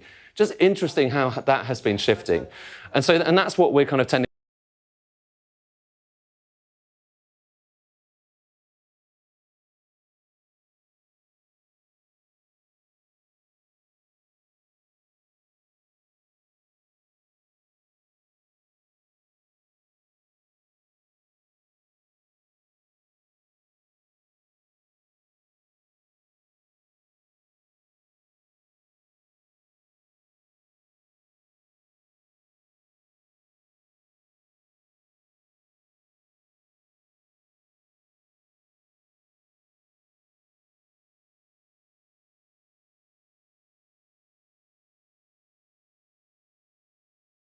long. And it's been a bit hard for us, I think, really, actually, over the last 2 years to actually accept that almost we're in a position to make things change. But we don't. Okay, she's still going on. But yeah, like this vote surge, this vote change thing, it's from 2014 onwards, Brexit vote, and then people just waking up to the fact that the Conservatives and Labour will do whatever it takes to keep a political elite in place rather than change anything for the majority of people in Britain. There's Kemi, who I quite like, to be honest, but she's out there pretending that this was some form of victory for the Conservatives. It was a shellacking for the Conservatives. If it wasn't for how bad Labour have done, the story would be how bad the Conservatives have done. But it's a less bad defeat than they had in 2018, or at the last general election. But it's still a defeat. They've lost seats again, and a lot of them. Let's see what's happening up in Scotland, my motherland. I don't live there now, but let's see what they're saying. Very gentle. He wouldn't say an early demand for independence referendum. That was interesting because he wouldn't talk about deals. Because the truth is that has not been a big feature of the campaign. No, it hasn't really, and also part of the reason that I think he's come back in his own right and has got a good majority is the fact that he steadied the ship after some very...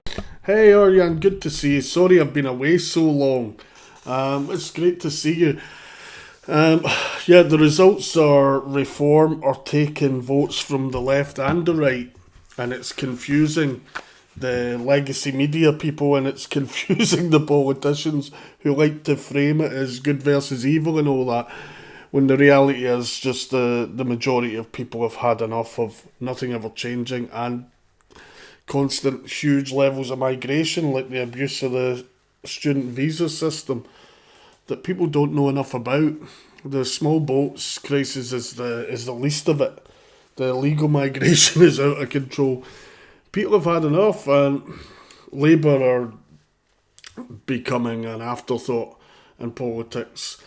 They are the place where they've always had the biggest vote share. For example, Wales, their vote has entirely collapsed. But it's great to see you, my friend. Please leave a like, etc. You know the drill. I'll let them talk, because big movements in Scotland as well. SNP will be the biggest party, but their vote share is down as well. They're quite unpopular these days, relatively, not to Labour levels.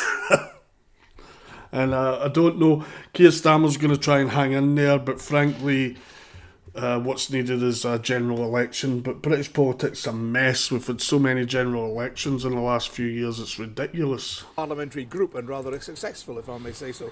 Leader of the parliamentary group, a good speaker in the House. He may wish to do that. He may feel that the Scunner factor has overwhelmed him entirely. Well, the gossip that I heard a number of weeks ago. Actually, Ariane, the crazy thing is it was getting... The same thing happened with the polls, where the party that the pollsters and the champagne socialists don't like, Reform in this case, were underpolled to how they're actually going to do it, looks like. And the same way Trump always is, the same way, you know, we used to have a thing in Britain called shy Tories, where you wouldn't admit to pollsters you were voting Conservative, but then you would anyway. The Greens are going to benefit in London because they are, you know, they're doing, you know, sending out flyers in other languages, etc., and pandering to any minority they can. It's the only way they can really get any power, and they're winning among students and things. And as we all know, as a former student myself back in the day when I was young, students are stupid. They'll vote for things like this. But the Greens aren't going to do as well as was thought, but they're going to make out like they did. But let's get this result from Edinburgh now. But the big news is Reform are taking votes from the right and the left. And in the centre, they are becoming the biggest party in Britain. It's just a fact.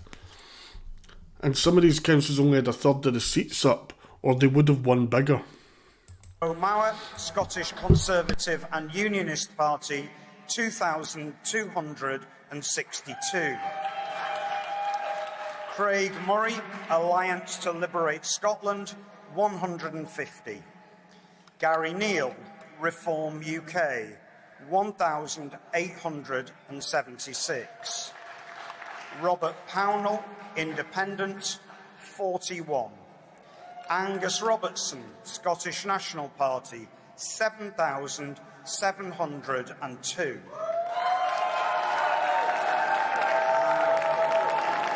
Lorna Slater, Scottish Green Party. That is massive. Angus Robertson is a big shot in the SNP, and with a collapse at Scotland, slightly different, of course. And in some seats, Reform have done really well, unexpectedly, in a lot of people's eyes. And this one, not so much. But the SNP vote has collapsed, and he is one of the kingmakers of the SNP. And I can't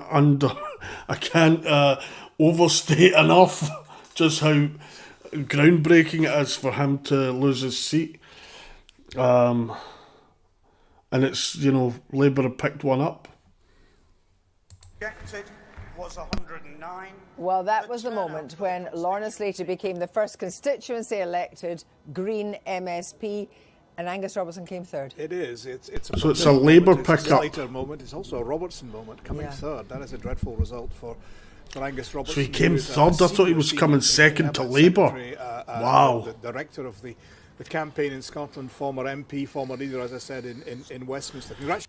And that is a big deal because with a proportional system, Greens usually only get their seats from the proportional system, but now they've actually won a constituency seat and they put Angus Robertson out. I think she used to be SNP actually, but that is a big deal. With Alec... way back in the days, it's been Labour as well. Now it's Green. It's very definitely Green by a substantial margin.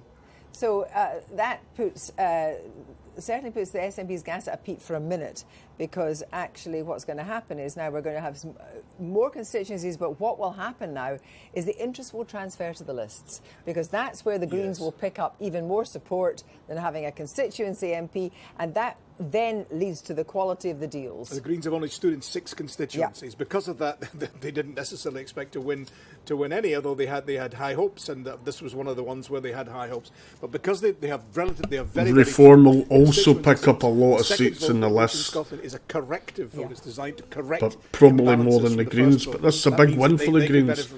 Reform, but she is a known entity. So the constituencies, but that corrective mechanism will kick in again and give them a fair whean of constituencies on the list. But let's just be quite Parliament. Clear about how the list operates. That's an amalgamation of the votes. It is. You take the number of votes, number of seats you gained, you take a tally of the number of votes you gained on the list, and you divide it by your constituency seats plus 1. So anybody who's got constituency seats has a higher divisor, if you get me, and therefore fewer list seats once that division is done, therefore fewer opportunities to win list seats. As I say, designed to be corrective. The SNP depended upon it in the very early days of the Parliament here, established in 1999. They don't depend upon it now. They only took 2 seats on the list last time around and 62 in constituencies. They're heading, they're not going to be as high as that, but they're heading that way again. But we are actually heading very quickly to the end of the constituencies declared, because we're 49 of 73, and that's where the movement changed the list. And that's when we have to get arithmetic out. And of those, after all the fuss and pizzazz and gallimaufry of entertainment, it's still 41 seats for the SNP out of 49. 41 seats out of 49. If this were a first-past-the-post election, they'd be winning out the park. But of course, it is an election that is modified by that second vote, designed indeed to bring a more proportional balance to Scottish politics, designed by the Labour Party in discussion with the Liberal Democrats prior to the creation of this Parliament to prevent any party, and they meant the SNP, from gaining a majority on a minority of the popular vote. Well, in a moment we're going to get a forecast for Scotland, but let's just be quite clear. There'll be no likelihood of any kind of formal power sharing or anything like that coalition. It will be it will be vote by vote, subject by subject, deal by deal. And the first vote, the absolute number one vote, is to install the First Minister. I mean, people are casting their ballots for MSPs. It's not a presidential election. So they cast their ballot for 129 MSPs. Those 129 good souls convene in the Parliament behind me there, and they vote one of their number to be the new First Minister. Who's it going to be? It's going to be John Swinney. It's going to be John Swinney. There'll be absolutely no challenges within SNP, and also he's proved, as you say, that he has become leader in his own right. He has indeed, and the idea of a pro-union coalition is I never thought it was particularly serious. It certainly isn't going to happen. But he isn't going to get. It doesn't look like he gets the 65. To have an overall majority, to govern in his own right, to govern without doing pacts with other parties. Very interesting in the interview he did with you. He said he wanted to cooperate with other parties, with one big exception, and that was reform. He wouldn't touch them. Now, let me be clear, that's not in the vote for a First Minister. That's in governing. That's in the budget. That's in confidence votes. Let's look now at the constituency forecast for Scotland. There it is, that constituency forecast that actually the SNP will be lowest on 59 and the highest on 63, which is a good showing. For the Liberal Democrats, that's lowest of 4, uppermost of 6. Labour lowest of 3, uppermost of 4. The Conservative 2 and 3, and Greens sitting there. Not a likelihood that they will get another constituency, and no likelihood at all in that forecast that Lib Dem 4 and 5, sorry, that was a correction there, and also no likelihood on our forecast that Reform will return an MSP from the constituencies. From the constituency, the key point being, of course, the top-up lists are yet to follow on the link between the two.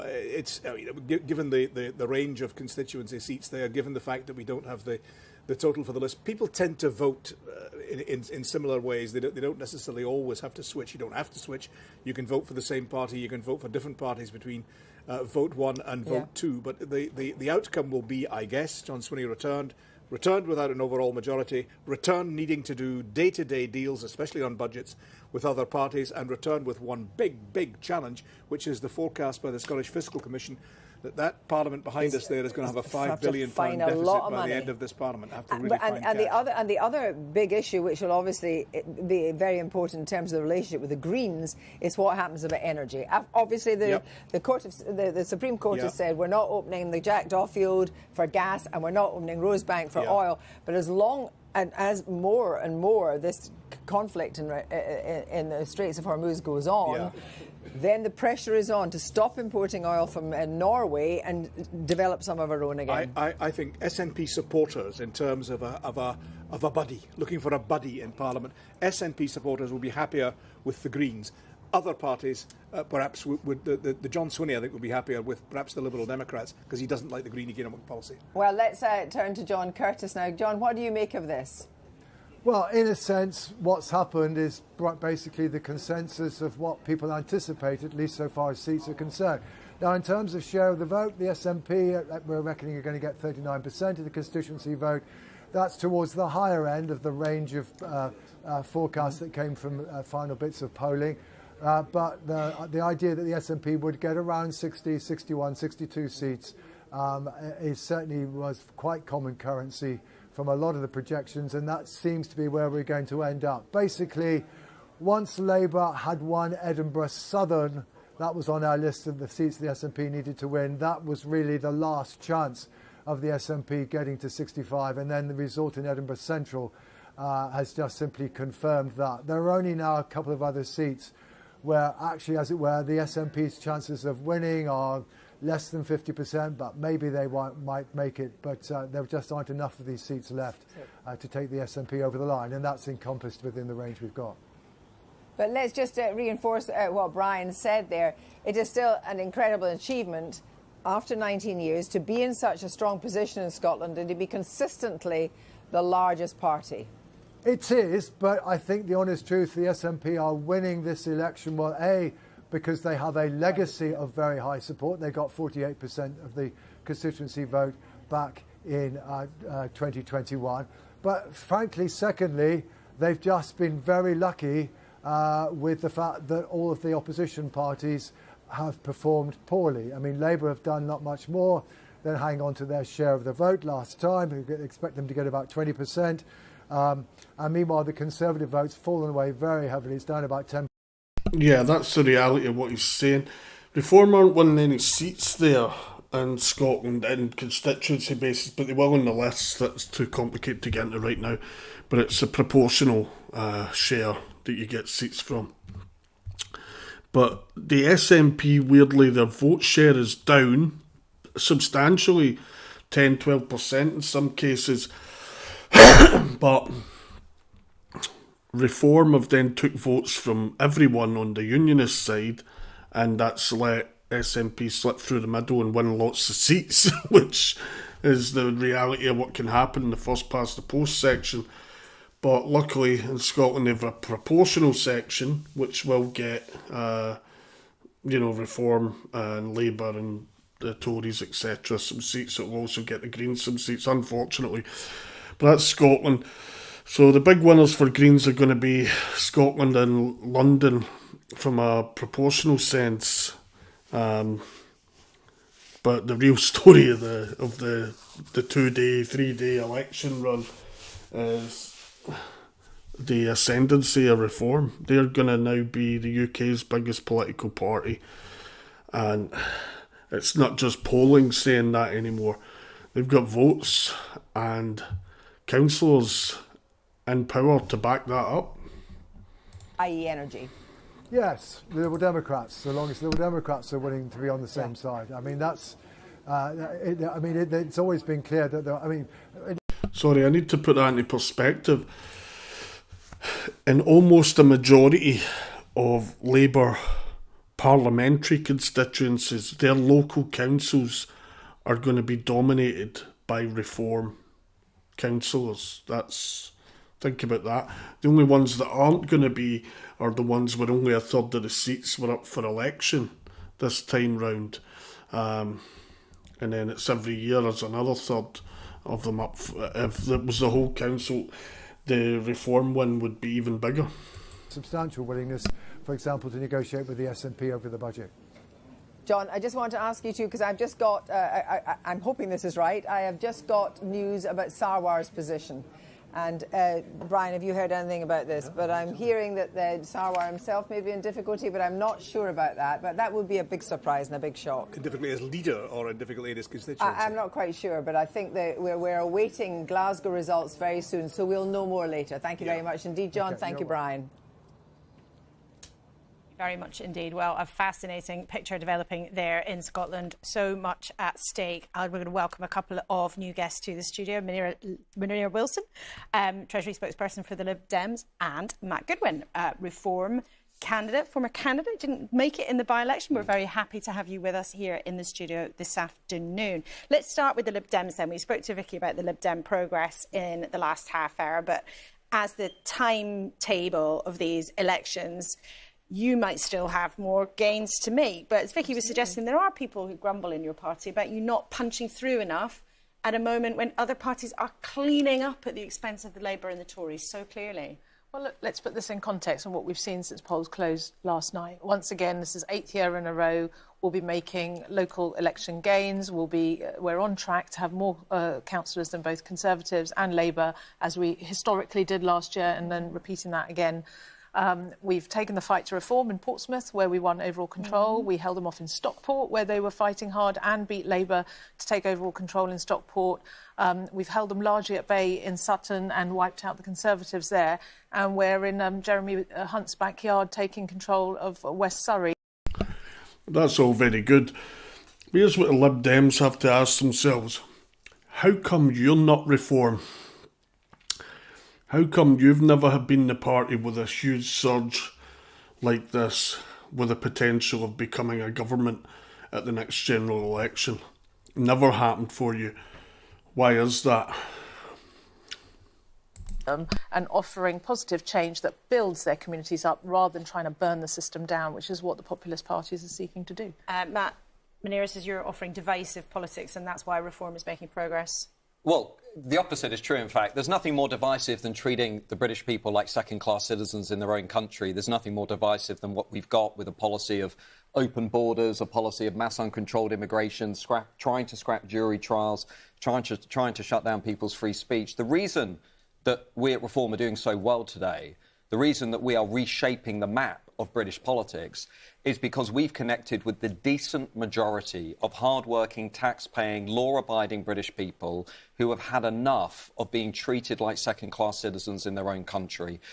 Labour have clearly become disconnected from Britain, Keir Starmer especially. The Conservative Party, the brand is visibly dying. And what's remarkable to me is the reach of Reform. It's not just down the east coast of England, Essex and Kent anymore. It's into the northern Labour heartlands. It's into Wales. It's Angela Rayner watching all of those seats in Tameside go Reform, where, of course, we ran the Gorton and Denton by-election. That's the legacy of that by-election. But also it's Lisa Nandy, who has been very critical of Reform. You know, Lisa Nandy called Reform a fascist party not that long ago. Well, Lisa Nandy just woke up and discovered that we just won every single seat but one in Wigan, one of the strongest Labour heartlands. So this is unprecedented stuff. Munira?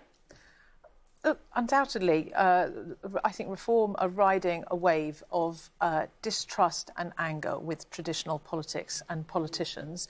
I think the proof of the pudding will be in the eating. As Reform start to run more and more councils, let's see whether they are going to actually deliver on the bread and butter issues that actually impact people's lives. As local councillors, you're not going to be able to stop the boats. You're going to have to fix potholes, make sure you collect the bins, and ensure that vulnerable adults and children get social care and their special educational needs are looked after. And the record so far of where Reform gained councils last year is you're putting up council tax, closing down care homes. First of all, that's not true. But secondly, why is it so problematic to say that we should control our borders? Why is it so problematic to say it's not acceptable that the British people are being forced to spend £15 billion on accommodation for people who are breaking our laws? Can you just explain to me what is divisive about that? Saying that we should put the tax-paying forgotten majority first. I didn't say that it's unacceptable to talk about immigration. What I said is that local elections,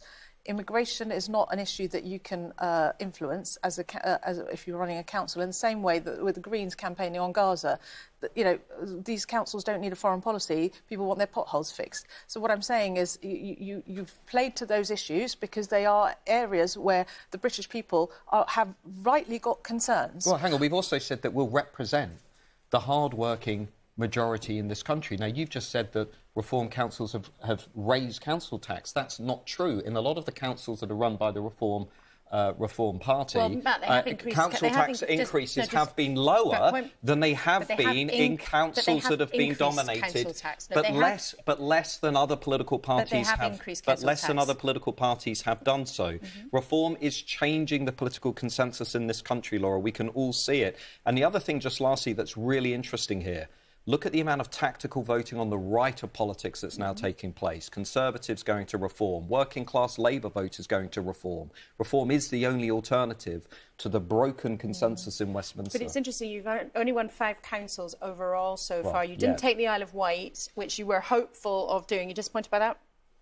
I'm absolutely delighted by the results today. I think this is a historic day in British politics. OK, well, Reform obviously also hoping to make great strides in Wales. Clive, what's happening there now?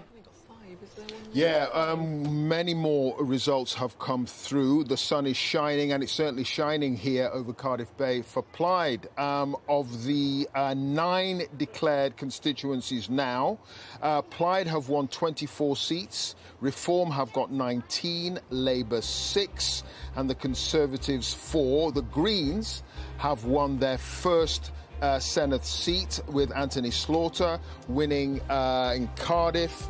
He's the leader of the party. And with me is Anna McMorrin, MP for Labour, and also a Wales office minister. It's good to see you. I suspect it's not a good day. Well, look, there's no getting around this. It's a really hard day. It's been a hard night, and it is a difficult day for us. And firstly, I do want to pay absolute thanks and my gratitude to all of those fantastic candidates and volunteers who have put their lives on hold, who've put everything into campaigning these last weeks, months, and some over the last few years. And it is a very hard day. We're a Labour family. We feel this greatly. You are Wales Office Minister. The suggestion from some senior figures here in Wales is that you were warned that this was coming, this tsunami of failure, 18 months ago, and you didn't do anything about it. They use the word complacency crept in.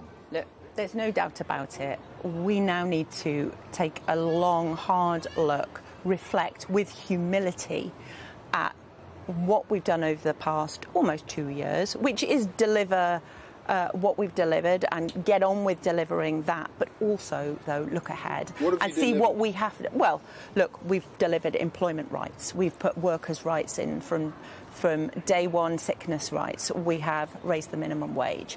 We have put 6 interest rate cuts.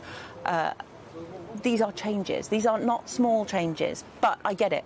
It's not enough. Exactly. The people of Wales are not looking at what's going on around the rest of the UK. They want to know what's going on here. Exactly. It's not enough. Education attainment levels and look, down. Look, NHS absolutely waiting lists down. We have staved off here. Welsh Labour has had here. We have had a proud record of staving off over the last decade the worst of austerity. The last few years we haven't done that. We haven't been nimble and bold enough to look at what really matters to people. And I think, I've been out right across Wales this campaign, talking to people on the doorsteps with our candidates and looking at what and hearing what matters to people. And we need to do more of that. We've already said that, but we need to now take that long, hard look. Have you taken the electorate here for granted for too long? Absolutely not. And not made enough of an effort to, as you say, to deal with those issues that are very real to people? Look, we quite clearly mistakes have been made. Like and what? We need to. What mistakes? Well, I think we've invested. There's a lot we've done, as I say, protect Welsh people from the worst of austerity by things like free prescription charges, things like free breakfast. The way she's talking right now tells you the reality of she won't address the actual reasons why the Labour vote has collapsed. And the number one reason is immigration. And everybody knows it. But the dinner party's set, they can't talk about that. Let's switch over and see what's happening here on Sky News. The left of the party. So I think there's going to be we'll set Ed Conway some homework to go away and work out which side of the argument is right. Is it right to say that Labour has a problem with its right flank, or is what's really going on just there are fewer people voting for Labour because it's losing people off the left? And therefore, that goes to the question of what should Labour do? I suspect there'll just be a squabble about that and they won't really be able to... Well, I mean, Diane Abbott, is already tweeting saying, look, the last time Labour's vote has gone down steadily since 2017 when of course, the Corbynite-led party was standing. And that's absolutely true. In terms of share of the vote, there's been that decline, which has clearly gone in the direction of Greens. And a lot of people speculating that in Hackney, where the Greens have won the mayor, if they win that, maybe Diane Abbott, who of course has a constituency there, maybe she'll retire, and guess who might step forward there? Zach Falansky as the possible next MP. A couple of results to bring you. I can see the result for Bangor, Conwy, Morn on our screens there, one of those regional areas in Wales. Now, this is interesting, of course, because it's where Plaid Cymru leader Rhun ap Iorwerth is standing, the guy likely perhaps to be the next First Minister of Wales. And you can see your results there. So it's 3 for Plaid, 2 Bangor, for Conwy, 1 Conservative. No red to be seen at all. They got 2 last time in the equivalent. There's been a big change to the voting system, but they would have got 2 if it'd been kind of replicated across. So that's definitely one to focus on in a little while. I think we can bring you the result, however, for Glasgow, Kelvin and Maryhill as well. This is a hold for the SNP. Bob Doris for the SNP there, holding on with the majority of just over 2,000. Let's have a look at the vote share, shall we? Get under the bonnet of that seat. So it's a 32.8% share of the vote for the Scottish National Party. And if we look now at the change in share, well, that is quite an interesting one, isn't it, there? Because you can really see the Green Party doing very, very well in this area as well. They picked up that seat in Edinburgh too, so it may be these areas where we're seeing a larger student population, urban areas where the Greens are kind of outperforming in Scotland. Reform, of course, picking up to 10.5% up, and the SNP have held on, but as so often in Scotland, they are losing vote share to some of those other parties too.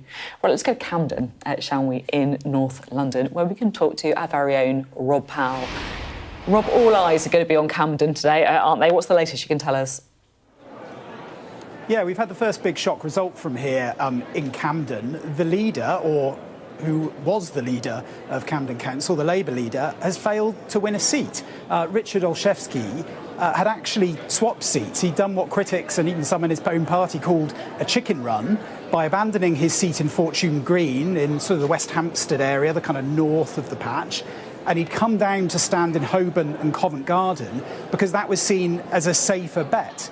Now, he hasn't lost to the Lib Dems, but he has lost to the Greens. The Greens have taken all three seats in that ward. He switched seats thinking there'd be an easier win. Of Camden Council hasn't got a seat. So there's a sort of cruel irony here that he had justified leaving Fortune Green, his old seat, by saying that he didn't have time to fight a marginal battle with the Liberal Democrats because they had been increasing their presence around there. He said he didn't have time to fight that electoral battle whilst at the same time running the council and overseeing the council. So he went to an area that everyone said Labour would definitely hold. I was talking to someone that was out on the doorsteps there over this campaign, and they said they hadn't seen much of a Green presence actually around Holborn and Covent Garden, the more central southern end of this constituency. But he has lost. The Greens have taken all three of those seats, and he is out and will not have a seat anymore, will not be in the council anymore, and will not be the council leader anymore. He's promised he'll come back and talk to us a little later when the results become a little bit more clear. But I think that is the biggest Green upset we've had here so far. Actually, until then, it had looked like Labour were holding on pretty well. In some of the wards that were declared, they were pretty consistently getting sort of fourth place, fifth place, sixth place, with then Labour taking the three seats in each ward, sometimes coming behind Labour by 40 or so votes. But in that one, where it was thought it was safe, the council leader is out. Well, there you go. You can hear the applause behind you there, Rob. Very well timed end to your live. Noisy, I can tell where you are. We'll go back to Rob, of course, because obviously, as Rob was saying, all eyes will be on Camden later on. But that is a pretty big upset there. You can see the kind of Green Party taking a scalp. Sam, what's your kind of reaction to that? How much damage could the Greens do? The Greens tug at the emotional heart of the Labour Party. I think Labour MPs hate having a challenge to the left where, for a lot of Labour MPs, they want to adopt tougher positions against Israel, have more spending. That's exactly the kind of platform that the Greens are able to, unencumbered by the constraints of government, are able to do. So it's always painful. And I think the pattern I can see across councils that haven't fully declared, but Islington, 21 seats counted, Labour down 8, Greens up 8, Haringey, Greens up 6, Labour down 6. Again, you're seeing this shift. You're just seeing this argument for Labour that, it's push me, pull you. Where do we go? How do we deal with this? And there are no easy answers here, which I think just leaves this sense of people of being stuck and uncertain in the Labour Party. But I would caution that paralysis is exactly the problem that has got Keir Starmer to where he is at the moment. It's going to take quite some smart politics for him to wiggle his way out. I suspect that the fundamentals are fairly rotted where we are because there isn't a clear idea, and it's not clear who around Keir Starmer is clearly taking him on a journey to somewhere where he can fight this. I mean, we're going to have to see what happens, but, Sam was saying that the reform are going to be significant in London. I think in East London they're going to be significant, but a lot of places they're just not at the races at all.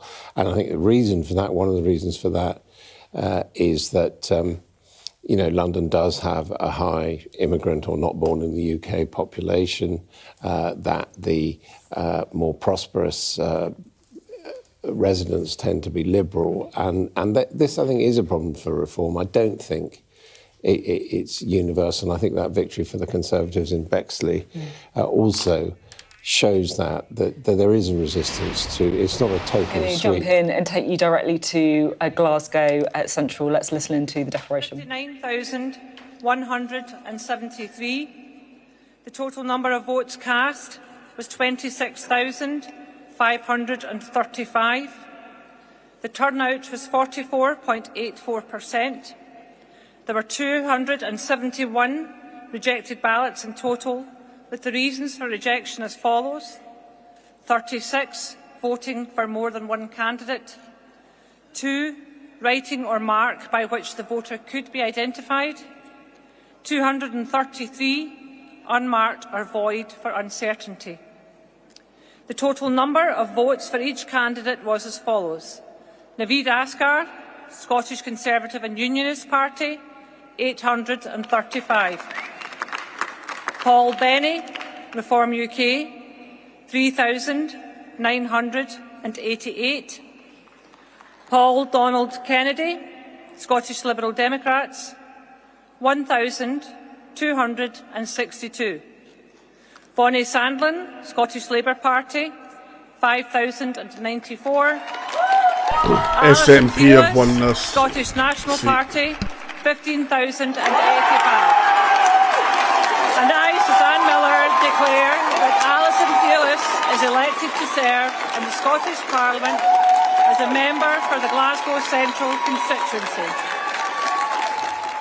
So the SNP there holding at Glasgow Central, no real surprise, but the really perhaps significant thing that has come through in the last few moments is that, according to Sky News analysis, the SNP are now likely to fall short of a majority in the Scottish Parliament. So they'll be the largest party, but they won't get that majority. And the reason is a seat that we just brought you just a few moments ago, the loss of Edinburgh Central to the Greens. Sam, you're kind of nodding along here. I mean, I guess it's always hard to get a majority in the Scottish Parliament, right? That's the whole kind of point of it, right? But there was hopes the SNP would do it, and it looks like that's going to be too much of a tall order for them.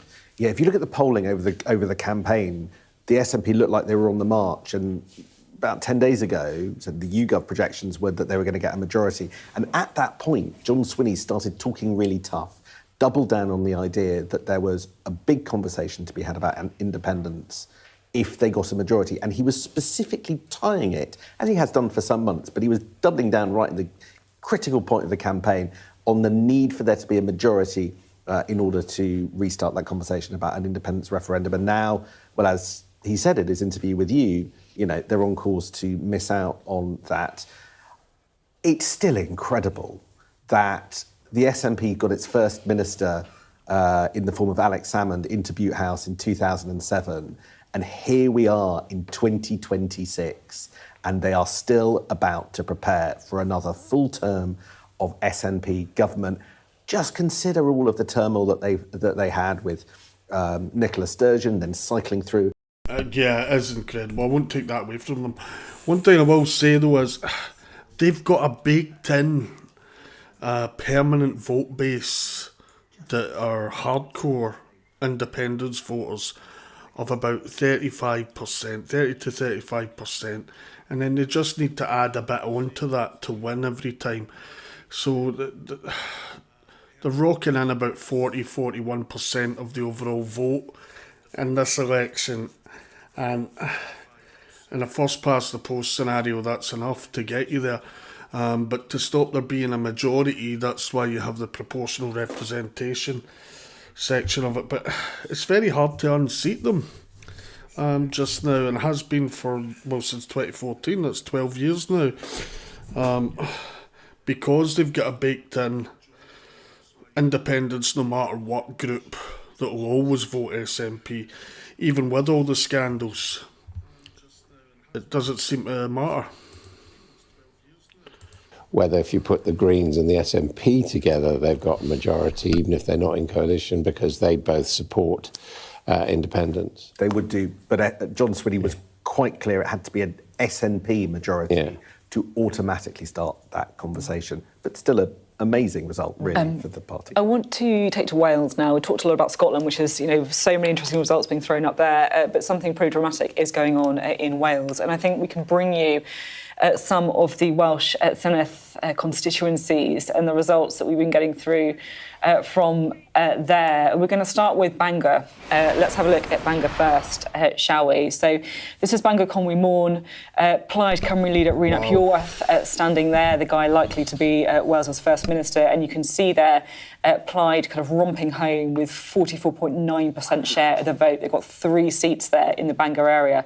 In second place is Reform, who have got 2 seats to the Welsh Senedd, the Conservatives on 1. And this is a rural coastal area. It's in North Wales, so it is kind of like Clyde Heartlands meeting kind of Conservative coastal areas. Labour really kind of not in the game there at all. I think we can give you a couple more places in Wales as well. In particular, let's see if we can bring you Rhondda. Let's have a quick look to see if we can go there. So this is Avanog or Rhondda. So this is an area that includes Bridgend, Rhondda. It's a kind of area of kind of Tata Steel and Port Talbot.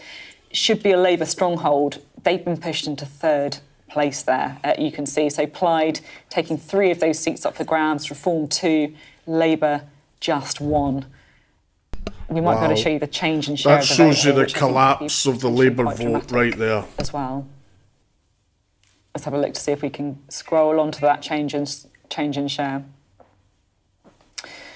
It's one of the highest areas of deprivation in Wales, and you can really see that. This is the story in Wales. Switch from there the Labour vote to there. Just plummeting, and it is Reform in particular who are doing well here, but also Plaid, of course, picking up an awful lot of votes there.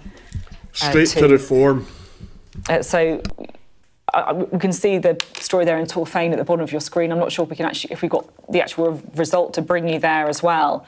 But once again, this is an area which, again, kind of Newport East, Monmouth. It's the seat of Nick Thomas-Symonds here, who was the Labour MP for the area. And it is an area where Labour have really been squeezed by Reform and Plaid in particular. I mean, there's something about Wales, isn't there, kind of symbolically for Labour as well? One of the birthplaces of the Labour movement. More than one place that claims that mantle, but very... one of them. Can I just bring you up to date with something that's starting to bubble right now? Definitely. Which is the reaction of Labour MPs. Now, I told you about 20 minutes ago, one very significant Labour MP is Lou Hay. She's significant because she's sort of the head of the Tribune Group, as a caucus of quite a lot of soft-left Labour MPs. And she'd started to ask whether or not the Prime Minister should set out a timetable for his departure in public. Now, a second Labour MP, who I would argue is also very well connected, viewers might not recognise the name, but I'll explain why she's so significant. She's called Annalise Midgley. She's the Labour MP for Knowsley. Let me tell you what she said. She actually said it's The Guardian, but she says, the results here are beyond our worst expectations, truly devastating. Unless that changes significantly and quickly it's clear the PM can't lead us into another election. It was a mistake to block Andy Burnham in Gorton and Denton. And if that situation arises, he should not be blocked again. So we have a second important Labour MP. Why is she important? She worked in Keir Starmer's office. She worked at Unite, the union. She worked at Labour HQ. She is a mover and shaker at the heart of the Labour movement with an awful lot of connections and the ability to bring people with her. She's one of the big beasts behind the Hillsborough law, for instance. And so when somebody like that, not a big public profile, not somebody who comes on the TV a great deal, but behind the scenes is one of those traditional old-style Labour fixers, is going, we want a timetable, and Lou Haig, from the same wing of the party, is doing the same. I'm sniffing these leaders within the Labour Party breaking cover actually matters. Yeah, but it's actually also worth pointing out that what she says is not right. I mean, these results are not within the worst expectations before this started, as we saw from Ed Conway's chart, that they're bad, but they're not, in terms of loss of seats, they're not catastrophic. So, you're beginning to see the elements within the Labour Party. But Sam is right in that behind the scenes, you know that there would have been some kind of plan, whether it was in the catastrophic sort of barometer or not, that they would hit a certain number of seats and then there would be momentum behind a move. I mean, the Ed Miliband plan, apparently. Right. What we're seeing is the Andy Burnham name, I think, kind of ding, ding, ding, ding. Yeah. So you're hearing that from the sources you're talking to. We've had on this programme this morning, both John McDonnell and Dawn Butler saying, no, we're not going to have a move, but we should definitely let Andy Burnham, run and join the Westminster. Of course, they let him run by-election for Mayor of Manchester, which they wouldn't win, according to the... And I've just had an update from my colleague Lucy McDade, who thinks that we're going to get another Labour MP saying exactly the same about the need for a transition and the need not to reject, which just smacks of some coordination that I didn't think was happening. And just to end on Adam's point about the facts, when have the facts really mattered in this kind of situation? The facts are secondary. The MPs in the governing party, the judge, jury and executioner, and it is emotion and it is the accelerant of moments like this that result in challenges or not, and raw numbers, for as much as we can scientifically present them to His Majesty's MPs, aren't the be-all and and to that, we have to remember that the parliamentary party, the Labour Party, is fantastically inexperienced. I mean, more than half of them first-time MPs. They've only been there for a year or so, so perhaps their resilience or their ability to override the bumps is not what it might be.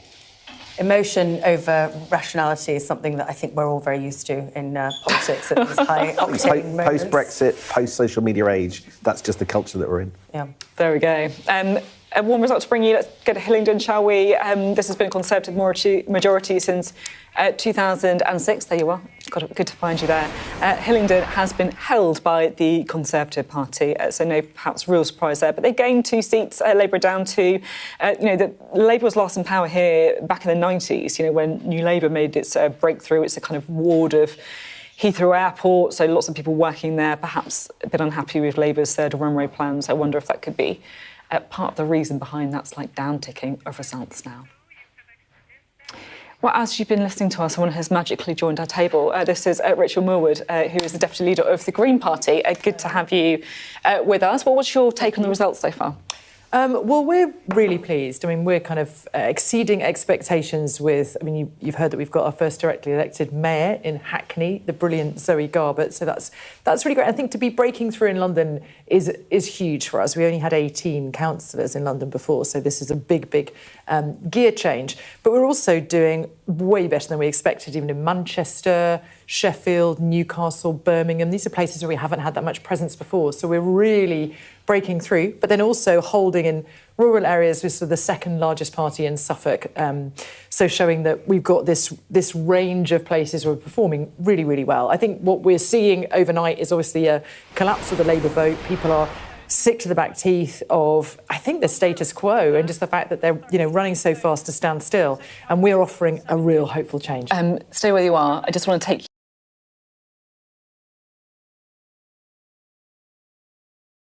Speaking from his count in Llandudno in North Wales, and quite possibly by the end of today, he could well be First Minister. Liberal Democrats, one suspects that that is a debate that's going to go on for a wee while, even if Plaid do end up Stewart, Scottish becoming National the Party, dominant party, because it's unlikely that they will get an overall majority. We do have a different voting system here in Wales now, as opposed to back in 2021. It's no longer first past the post. It's a proportional system. Let's just bring you up to date with the full state of play now. Daniel Davis has more. I'll get to that just quickly to tell you the SNP have gained a second seat. Sorry, Greens have gained a second seat from SNP in Scotland. Another big result. But this is let's see what the layout of the Assembly in Wales is going to be, because that looks like quite a cool graphic. Or red for the Labour Party, but it's been replaced in this election by Plaid Cymru. There's a splash of green of a different shade in the background because the Greens have won their first seat in the Senedd. And over on the other side of the chamber, it's a similar story, where we once had the dark blue of the Conservatives. It's the light blue of Reform. If we look down from above, you can see how Reform UK really has cannibalised the Conservative vote in Wales and started eating into them and winning those seats. Something similar is happening in this election on the other side between Plaid Cymru and Labour. So there we have it. At the moment, Plaid ahead of Reform. The polls have said it would be a race between those two parties. The prediction is now that Plaid Cymru will emerge as the biggest party with the most number of seats, and you can start to see that happening here in the Senedd. All right, Daniel, thank you for that. Daniel Davies there. That was a bit wrong. He went for the traditional, what they're thinking is Reform taking seats from the Tories. That's not what's happening on the ground there in Wales. Reform are taking seats from Labour and the Conservatives, and Plaid are taking some from both as well, when it comes to pro-union, pro-independence, etc. But it's the same picture for Reform. They're taking votes from both sides. Scotland's a bit different again because you've got the situation of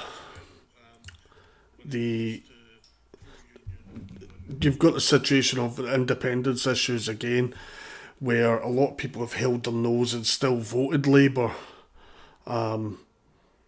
because they are unionists and they want to remain in the UK. But SNP have bled votes, and some of those votes have bled to the Greens, who are also a pro-independence party. And the Conservatives are bleeding votes there, and they're going to Labour and Reform.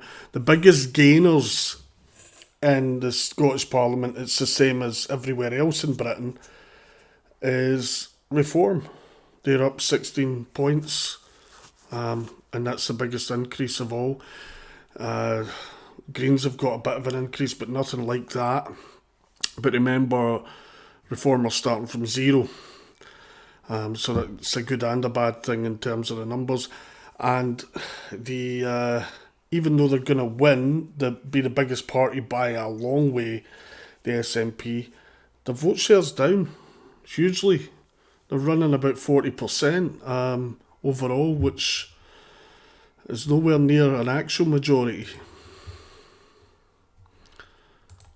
I've not checked in GB News in a while. We'll have a quick look. Nah, just don't like their coverage as much. The graphics there. Again, I'm watching the hostage situation near Bonn, Germany, in case we get to hear or see anything. Hang on, that's not live.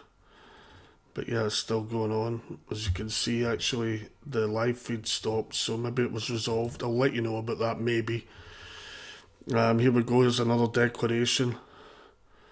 This will be a Welsh one by going by the name. 2 for Reform, there's 1 for the Conservatives. That is a pretty... Baroness Morgan loses her seat in the Senedd. That's the Welsh Parliament. That's her there, by the way. That's the lady in question. She was the First Minister of Wales. She was the leader of Welsh Labour and led the Parliament. She lost her seat. She's been unhappy with this leadership, I think it's fair to say, Sam. That is an absolutely hammer blow for Labour. She was, a relatively popular figure in Wales as an academic who took over after a period of turbulence in the Welsh party, and to see a leader of one of the nations kicked out by the electorate. We knew it was going to be bad. Just a reminder of the headline: Labour has lost the Welsh Senedd, lost the First Minister position, lost the right to govern there for the first time since that Parliament was created in 1999. And so this is a seismic moment. Wales has never not had a Labour government, and now to stand and watch, I mean, you just saw her face. Yeah. And there will be a grimace up and down the country from every single Labour member, I think, when they see that. Parties protect their leaders more than anybody else.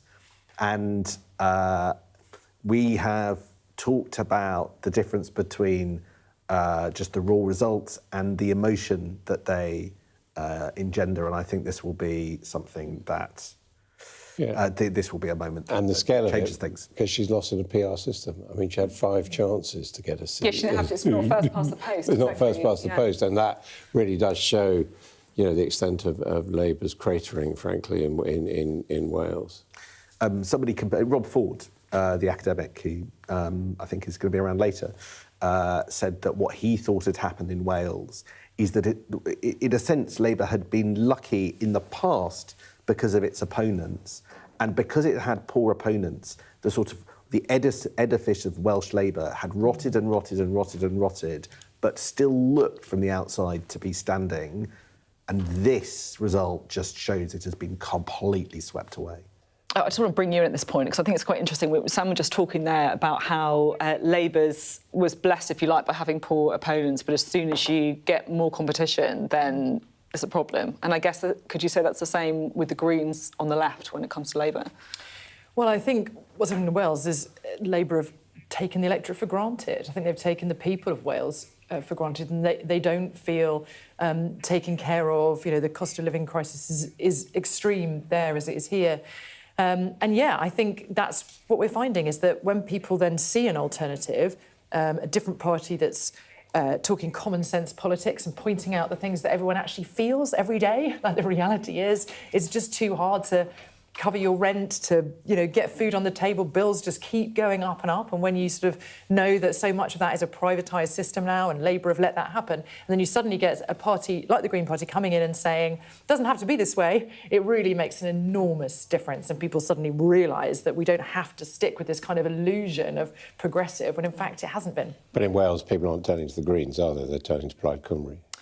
Well, they are turning to Plaid Cymru, and understandably so, but we have got... Oh, look, we just got our second seat. Has it gone up to 2? Because I was going to say we've got our 1. We've got Anthony Slaughter, who's our Green Welsh Leader Director, for the first time onto the Senate. That is... Well, she's the co-leader of the Greens with Zelensky, who can apparently increase women's boobs by hypnotising them. That's what he used to do for a job before he became a politician. If you've not heard that, that's who he really is. 37% for Plaid Cymru, but again, I'll defend reform here just because the media don't want to. 27% from 0 share of the vote in Wales, and Labour's is down 26%. That tells you everything. Let's see what's happening in Thurrock. With 49 councillors in Thurrock, the Reform UK have won 45. 45 Reform UK, 2 Labour, 45 2 out of 49. Conservatives. It's a landslide. Nigel Farage predicted victory here, but I'm sure even Mr Farage will be delighted by the scale of this victory. With me is Councillor Alex Anderson, leader of the now 45-strong Reform UK group. How do you think you managed to get such a big, thumping win here? Better than, I think, any of Reform's other victories elsewhere. Well, first and foremost, we've put in the work. We've had 49 fantastic councillors, candidates rather, that have gone out, banged on doors, spoken to residents and taken our message to the people. It would be remiss of me as well not to mention Nigel Farage. He came down, he's come down to Thurrock. He's so popular down here, people love him, and we're ready for change. And what form is that change going to take? What is going to change now? Got a Reform Council here. Well, I mean, first of all, we've got to get in, look under the bonnet. You know, we've got 40-odd new councillors. We will get in there. We've heard on the doors, for example, that people are getting really fed up with the proliferation of HMOs, for example. HMOs, explain what they are. Houses of multiple occupation. What's the first thing he has to do is get a haircut, but yeah, HMOs do have to go. That's great. Obviously, they have a lot of people in them. They can, at times, be a nuisance. This is what we're hearing on the doors. So it's something that we'll look at, and we'll continue to engage with residents, because it doesn't stop now. You know, we've been out on doors, we've been speaking with residents, but it doesn't stop now. We will continue to engage with our community and act in their interests. what did you have to say during the campaign about council tax? I mean, a lot of parties pledged to cut it. Reform elsewhere have pledged to cut council tax. What's going to happen here? We're not in the business of, making promises we can't keep. So we will get into the council, we will look under the bonnet, and we will do the responsible thing. We would love to be able to cut tax. That's not always possible. We'll do what's responsible. OK. I've got to go back to the studio for some breaking news. That's Alex Anderson, who is the new leader of the Reform UK group on Thurrock Council. A landslide, 45 of the 49 councillors here. John Craig, thank you very much indeed. Well, the breaking news that John was talking about is our very own House of Commons projection. So it is time. It's a big moment in kind of any electoral day, if you like. Ed Conway is standing It's not by breaking at the news. wall Just for wanted us. to cut them off. Let's hear it. It is a big moment for us because, when you're looking, there's so much data that we've had over the course of the last few hours, and what it gives us is a sense of public opinion, what you think around the country. And you can look at that data that we've had, in particular from these local elections in England, and get a sense of what that might mean if you're looking across the country as a whole in terms of total public opinion and the way that people are feeling right now about their vote. And here is our final national equivalent vote share for what these numbers are implying. And you can see it's not all that different to what we've seen earlier. You've got Reform on 27%. You've got the Conservatives on 20% there. You've got the Labour Party on 15%, the Green Party up to 14%, and the Lib Dems on 14%. Look at that fall in the Labour line just in recent years. That's 2025, so the last local elections, but down incredibly sharply. And, of course, look at the rise in Reform. Down a bit from the previous set of local elections, but nonetheless very high indeed in historical standards, and a complete change in the political makeup in the UK. And here's where things get interesting. If you take those numbers and you kind of project them onto what that might mean in the House of Commons, here's what you see. This is really striking here. These are the potential numbers that you would see in a House of Commons projection based on the national equivalent vote I was showing you a moment ago. And just have a look. Reform, the largest party in the House of Commons, 284 seats, but short of the majority that they would need, 326 seats. So that's a hung parliament. But it's a hung parliament with Reform comfortably the biggest party, and obviously up by 279 seats, MPs in the House of Commons. But the Labour Party, down from over 400 seats, so down from around there, all the way down to 110 MPs, based on the data. Isn't that fascinating? And look, please like, share, subscribe. I'll be back with lives most days again now that I can. Thank you for tuning in. I think that's as good a place to leave it as any. I really appreciate you. Thank you again. Our poll says, just like their poll says, who will win the next general election, and it is 100% for Reform. Of not many votes, it was a low turnout, but thank you again. But what that tells me is there's a general election tomorrow or in the next year. Reform will win, and they'll have a coalition with the Conservative Party. That's just the reality of how it will go. Labour, Lib Dems and Greens don't have enough to club together to make some sort of rainbow coalition, if you like. It wouldn't get them over the line. That's how bad Labour and the Conservatives have fallen, because they were already on a low bar. They've got another 25 to lose, according to this. So that's that. There's going to be more results over the weekend, so I will be back tomorrow evening for a catch-up on where the results have ended.